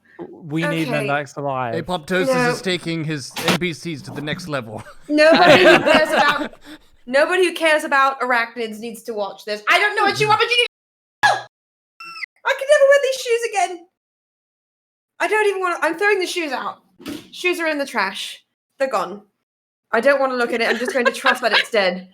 Oh my god, that was the most. I just kept thinking it was my own hair in the wind. It was right next to my face the whole time. How long was it there? It's a spider shrimp. I've never seen that before in my life. I fucking hate the country. Why did I move? Mendax has just leveled up to level 4. Oh my. I'm sorry. I was just like, what is happening? I'm looking. You just look terrified and you're pulling your phone out to take a picture. Spider. Regular spiders, I'm fine with, but shrimp spider hybrids, I do not know how to react to. Well, I guess you figured it out. I'm going to have PTSD. I'm going to see that in my sleep tonight. I'm going to have to write down my notes here. Shrimp, what was it like? He described what it looked like exactly here. Shrimp spider. Shrimp spider. It looks like a shrimp fucked a spider, I believe is the exact quote. Yes, Okay, it was perfect. this big around. I'm not kidding. It was huge. I don't know what a shrimp spider is, Quarky, but it was in my house. All right. What if it had babies? Well. Then it would be a It could parrot. be a nest. Well, isn't that the greatest, though? If you think about this from the spider babies' perspectives, they've just seen their mother killed by literally a red-headed devil with fucking horns and shit, and it's just destroying their mother from above. This gargantuan, monstrous creature in the sky, and they're like, "We need to grow up to kill that." That's not funny. Oh my god! Sorry, apologies, but I did feel like my life was in danger. It probably was. It's all good. And I'm just scared. Okay. Are you okay? I don't know. I think I'm fine. The Fortunately, one is Strider's definitely armor class dead. wasn't too high. It's definitely dead. It's definitely in the garbage can, along with the pair of shoes I was wearing. Fair enough. Okay, if you feel like you're out of the clear and present danger of the shrimp spider, I'll move on. If you need some more time, that's okay. You let me know. No, we could go. I'm sorry. No need to apologize. Your life, your very well-being was at stake here. You Cobra is on his way to the airport with a very large flip-flop right now, and he's going to smack it. Okay. Nigel, you were looking for the bandolier. The bandolier, when the rat grew to its like abomination state, the bandolier snapped off of it and is kind of just kind of sitting at the side on the ground away from the acid. You move over to it again, very careful to avoid the green sludge on the ground, as you know that is pretty painful. Oh, your shoes, by the way, they are totally fine, perfectly clean. Nothing wrong with them at all. Your pants or robe, where the acid hit, it's kind of been dissolved. And the hairs on your leg, it's like you just like waxed them off. So they are, you got silky smooth legs. The bandolier, though, it has 2 syringes filled with some kind of liquid left. And is it the same green color? That is a good question. Let's see here. No, one of them is kind of like a pus-looking yellow. The Oh. other one is like a cloudy brown. All right, I will take them. Okay. As long as I can store them, carefully. I'm gonna wrap them up in some fabric Yeah. sort of thing. I don't want these Cool. accidentally breaking in my backpack and filling my bag with like pus and stuff.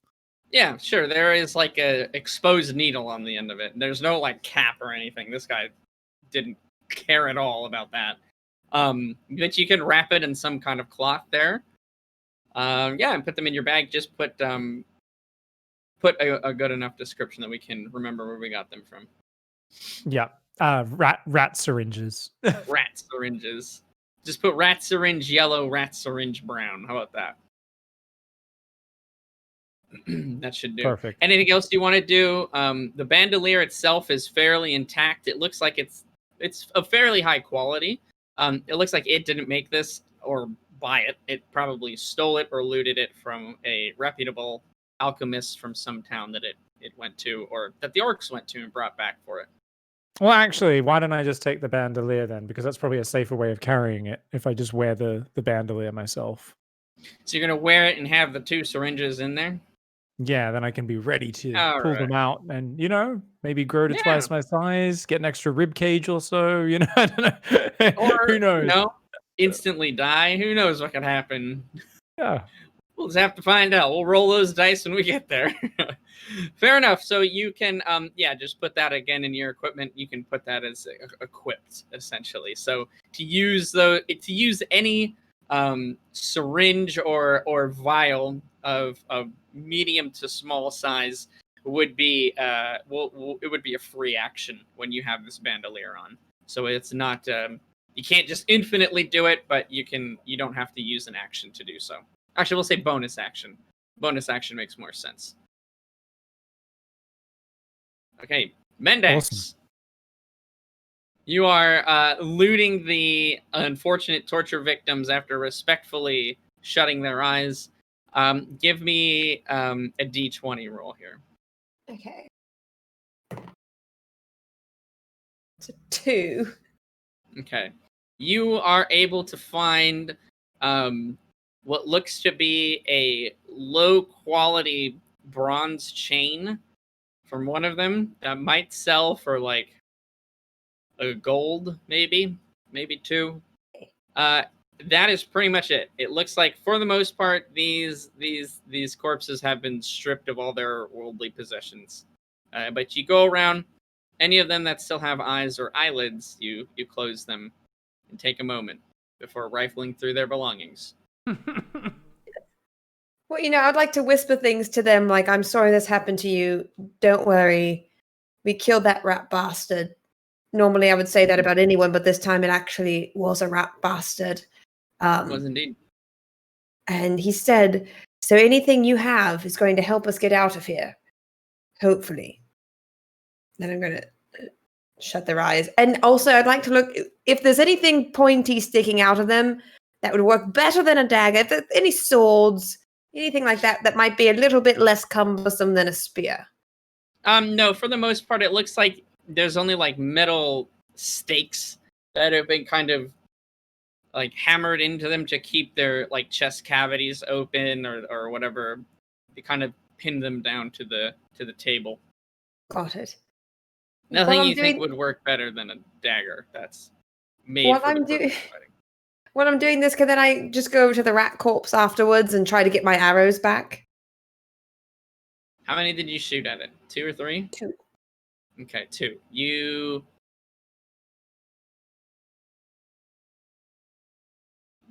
go to the rat, which is drowning in the acid. Your arrows have halfway dissolved. Oh, damn it. Okay. So, no. It was worth a try. Yeah, it was. Can I spit on the appreciate it. rat? Yeah, absolutely. I'd like to spit on the rat's corpse.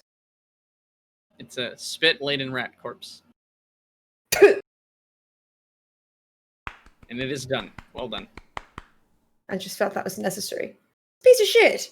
Did you see what he did to everyone? He deserves a bit of spit on him. I already vomited. That's true. You all did, actually. All three of you threw up. I feel like... No, we don't need any more bodily fluids on him. Never mind. I'm going to stop myself there. Stop while you have your dignity still. I appreciate it. Dignity? That's Yeah. not in my inventory. I wouldn't put it there. You're probably just gonna lose it pretty quick. Call. We'll head back to you, my friend. Go ahead and give me another nature check. 19 plus 4 is 23. Very well done. Drawing once again on your proficiency in the alchemical arts, relying on the knowledge and the learning that you have done from the elf in Indrith and the book that you've been reading all this time, you look over the notes that this rat had. It luckily has been writing in a very crude form of common. So you are able to make out most of what the notes say. Do you want to spend time reading through all of it, or do you guys want to just leave? Can I not? Maybe not all of it, but Are they not too much for me to just pocket them? it is a table filled with papers and books. So it would probably take you, we'll say, if you spend the next 15 minutes looking over everything, you would have, you might have some information as far as what it was doing. You guys have 15 minutes for me to see if I can gain some alchemical wisdom from this shit? I think you're muted. Absolutely, I'd love to find out what As far as these we know, do. we've not alerted These anyone, syringes. so... Yeah, Pig, you were muted. I'm not sure if you were saying anything in the. Wrong unmute button. I was There you saying, yeah, I'd love to take a look and figure out what these syringes do, hopefully, as well. So could Nigel help with that?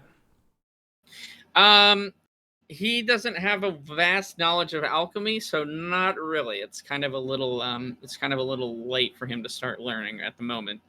He'd have to rely on your knowledge.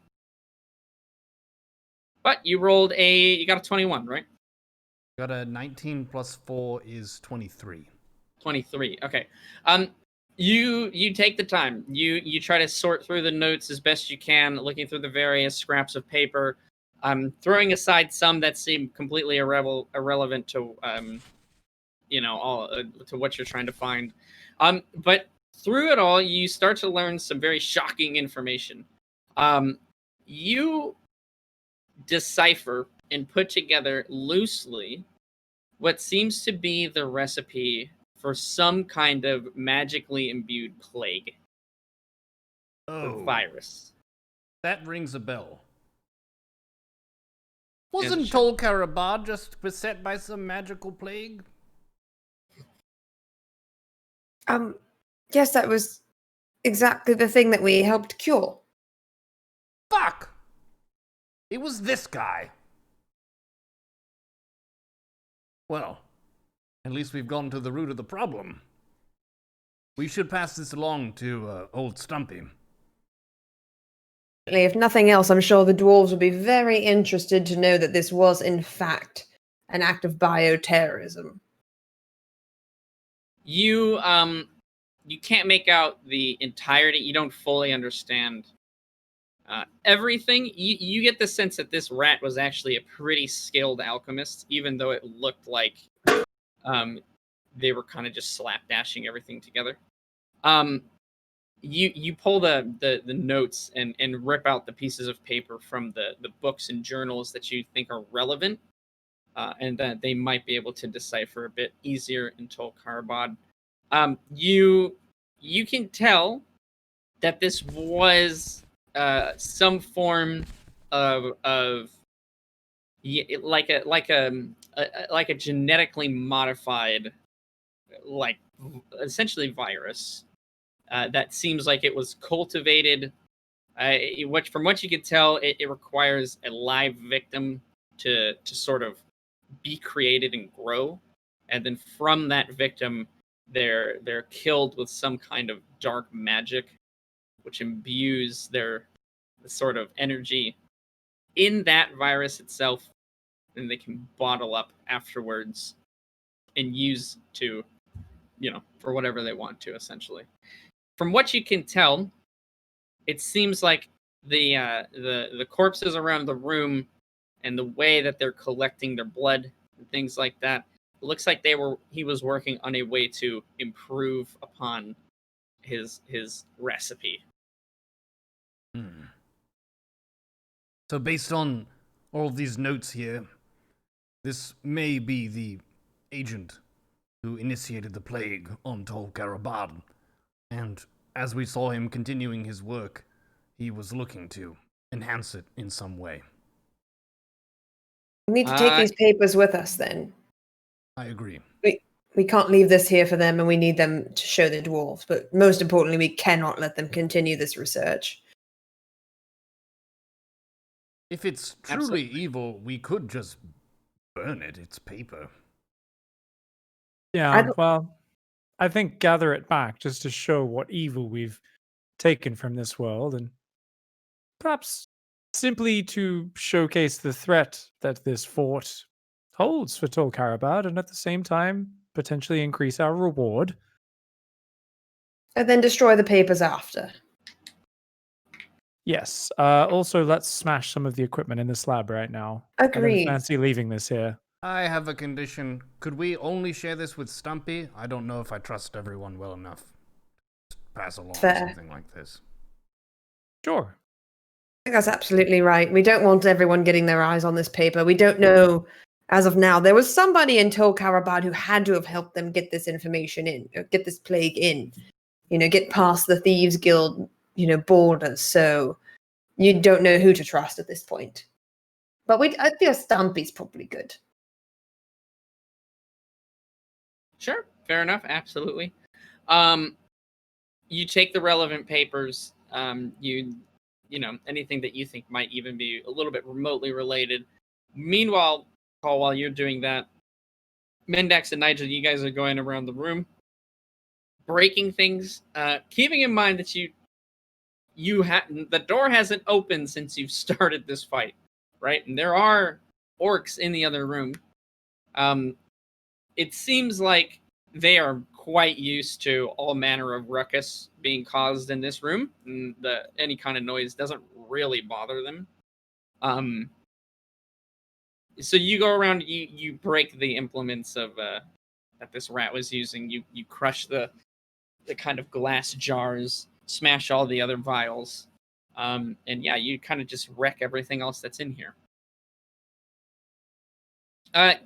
Carl, give me one more D20. Let's see if you find anything, just a straight D20. Let's see if you find anything about the vials that Pig picked up. 17. 17. Okay, give me a nature check. 13 plus 4 is 17. Okay. From what you find a couple of pieces of information. They don't paint the full picture. It looks like some of the notes, they look to be incomplete. Whether that's by design or you just can't find it, you're not quite sure. You can tell that the yellowish liquid is a strong paralytic, and the brownish liquid is some kind of like enhancement formula. You don't know what? You don't know what the after effects are either. Sorry, it's a what in an enhancement one? The yellow one is a strong paralytic. Ah, okay. Something you might find when people are, more sophisticated societies are maybe undergoing surgery. Or if a minotaur wants to get blitzed off its head. Yep. Right. No. I would pass that along to Nigel. Okay. This one here. Yeah, and I don't. This one here looks to be some sort of paralytic or some kind. Maybe someone like Brunt, if he wanted to get fucked up, could have some of this. And the other one is some enhancement of some kind. Some kind of enhancer. Who knows? Of what? some kind. Of some Added to kind. my notes to make sure I remember. I immediately know what Mendax thought of there. God damn it. Nothing. Nothing. Shoe shine, of course. Shoe shine. Shoe shine. Okay, you guys have trashed the lab, if you will. You have broken the tools that were used to try and bring Tolkarabad to its knees, and you have taken some vital information from these notes. Done some looting in the process. Anything else you guys would like to do? What's the next play? Well, we haven't found the key. That's true. Yeah, are there any exits to this room? Just the one you walked in. All right. I mean, honestly, mysterious towers behind magical enchantments seem like fantastic places to hide teleportation artifacts and this sort of thing, but I'm not sure how to get up there. I think there was another doorway in the other corner of the previous room. I think that's the only option, right? There definitely was. But we also sent the orcs right over there with the false pig. Yes. I mean, they've probably lost interest in it at this point, but nonetheless, I doubt they'll all be sleeping. So, third time sneaking past them seems like it'll be pushing our luck more than a little. We can try for sure, but I think we need to be ready for a fight. Carl, perhaps you should drink one of those potions that you found to heal up. I had the same idea. I'm at about. Is there enough of the green toxin? Do you think the toxin here on the floor would affect the orcs as they come in? Probably. Acid is acid. I mean, it didn't seem to affect the rat bastard, but I'm assuming he probably protected himself more than them. What I'm thinking is it might behoove us more to bring them in here. They have to come through the doorway. They can only attack us one at a time inside the doorway. And there's 6 of them out there. Is there another cauldron of green fluid anywhere that we could then kind of drag over and we can start setting up some real siege defenses, you know? Besides the ones that you've already broken in order to destroy the lab, no. Damn it. We got ahead of ourselves there. It happens. Is there a room or anything that I can see or I can go? Is there a what? A broom or A something. room? Yes, I would like to try. I'm assuming it's going to eat through the bristles eventually, but if I could just push some of the acid on the floor closer to the door. Absolutely not. God damn it. We don't have a broom here? What kind of operation is this? What savages. Negative star. We're taking 1 star away from this place. Well, there's no broom. You got nothing. It's getting a very low dungeon Yelp rating. Exactly it. Well, I My will have 5-star Would reviews. not recommend. I will have one of No. these potions of greater healing. I'm pretty wounded. All right. Sure. Go ahead and roll 4d4 plus 4. 44 plus 4. Yes, sir. 2. 2 up to 4. 1 up to 5. And 4 up to 9. Plus 4 is 13. Yes. Plus 13 health. Potion of mediocre healing. Great. I mean, I could have made them regular potions of healing. People don't appreciate my potions, dude. Damn. Thank you, gracious DM, for these potions. You're welcome. I have updated No. it, so I have 1 now. Absolutely. Yeah, I think it's max. I mean, it's max 20. So you got, you got over the A D midway minus. point. Okay. Oh, jeez Louise. On random rolls, higher than 50% is pretty good. I'm feeling All better. right then. Okay, good. Yeah, the toxic sludge in at the front of the room is still kind of has not lost any of its glow, if that makes any sense. It looks like it's still pretty active. As you can tell underneath, it's slightly translucent. It has essentially dissolved through a small portion of the floor. Not like completely all the way through, but the rock is starting to decay away. Perhaps rather than trying to ambush them in this, perhaps rather than trying to ambush them in this, we stepped in it. It will only add. It hurt, but it didn't. We stepped in it, and it hurt, didn't do massive damage to us by any means. How are you feeling with your ventriloquy skills, Carl? Do you guys think we could get a brawl going? I think that's the one way we could maybe at least get a little bit of a jump, because there was a solid 6, I think 7 orcs if we count the one who was passed out on the trapdoor. So, what sounds am I making? Can we get one to insult another one? If you can overhear their conversation, imitate one's voice, or perhaps we can throw something at one and hide and hope one of them assumes it's another. Mendax, actually, this is kind of your specialty, starting bar fights and not getting blamed or caught up in the midst of them. Any advice? Before you actually say that out loud, Pig, you realize that none of you speak Orcish. I was actually paying attention when we were walking through, and I distinctly heard them say, Yeah. So we wouldn't know if it's an insult or not, though, would we? No. No, But it was I don't. orcish. One of the best ways to cause a fight isn't necessarily what you say, but what you do. And usually, my method of doing so is from across a room chucking something, whether it be a bottle, a shoe, a rock, something of that nature. You have a spear, don't you?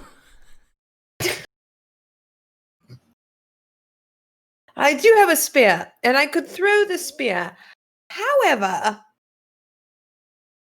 I don't think they'll think a spear is so much a brawling tactic as it is an enemy is here, where are they? Let's look for them kind of thing.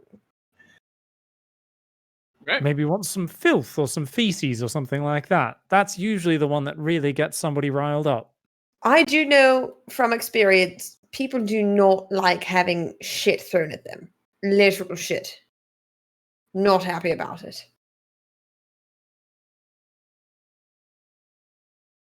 Listen, I'm here for the ride. You guys do Now- whatever you're gonna do. Is there a snot bucket somewhere in this room that we can see? Because if not, someone's going to have to shit in their hands. That you haven't broken and tipped over already? No. And just, There's a bunch of I don't have to go. I live on a mostly liquid diet. There's a bunch of partially broken vials. Why are you making us poop ourselves? We could just grab one of these and throw it in there, and they'll think it was the rat person.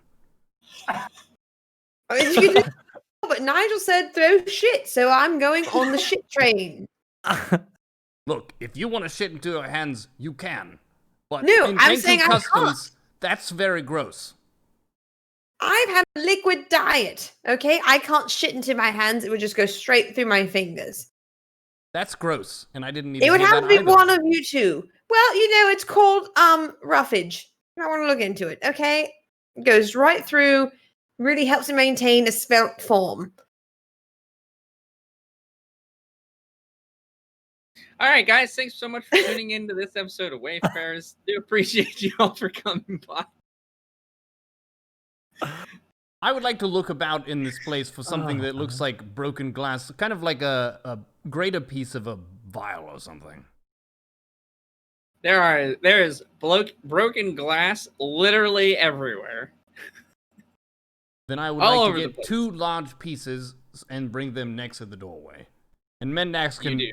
imagine people pooping and whatever. I didn't imagine people pooping. Nigel brought up the scat. This is a Nigel fantasy. I'm trying to help him out here. Whatever it takes. I'm a good friend.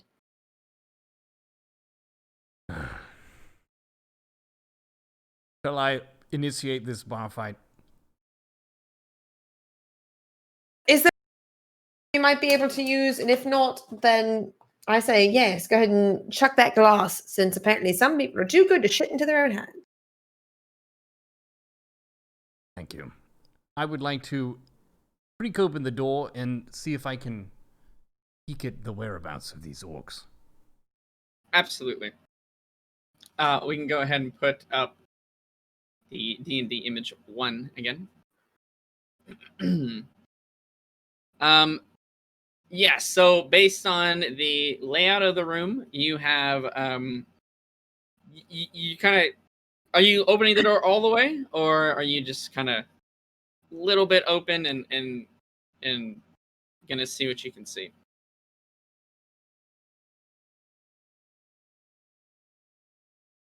Sorry, did you say I need to roll something? No, are you opening the door all the way to look, or are you just kind of slight opening? Just very slightly open so I can see if there are any orcs about. Okay, so you can see kind of the room cut in half on a diagonal. Up to the door, you can, looking at the map, so not from the door's perspective, but just looking at the map, you can see sort of the left diagonal of the room here. So 3 of the tables.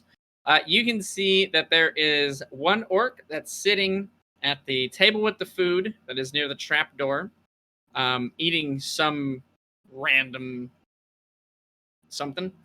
And another orc that is at the weapon table, slightly to the north of that one. You don't know where the other 4 are. Could I throw one of the pieces of glass over the shoulder of the person at the weapons table into the room? I will say what I always say. You can certainly try.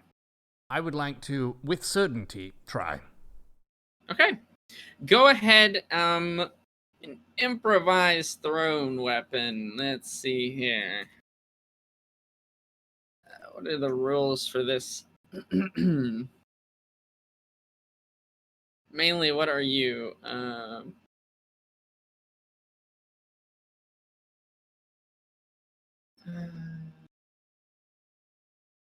I don't know if you get any. Oh, yeah, I don't think you get. I think you can get your. You get your. For thrown weapons, I want to see.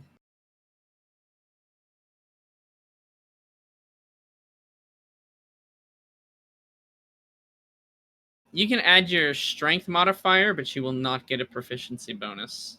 Because this is not like any weapon you've ever used before. It's literally a hunk of glass.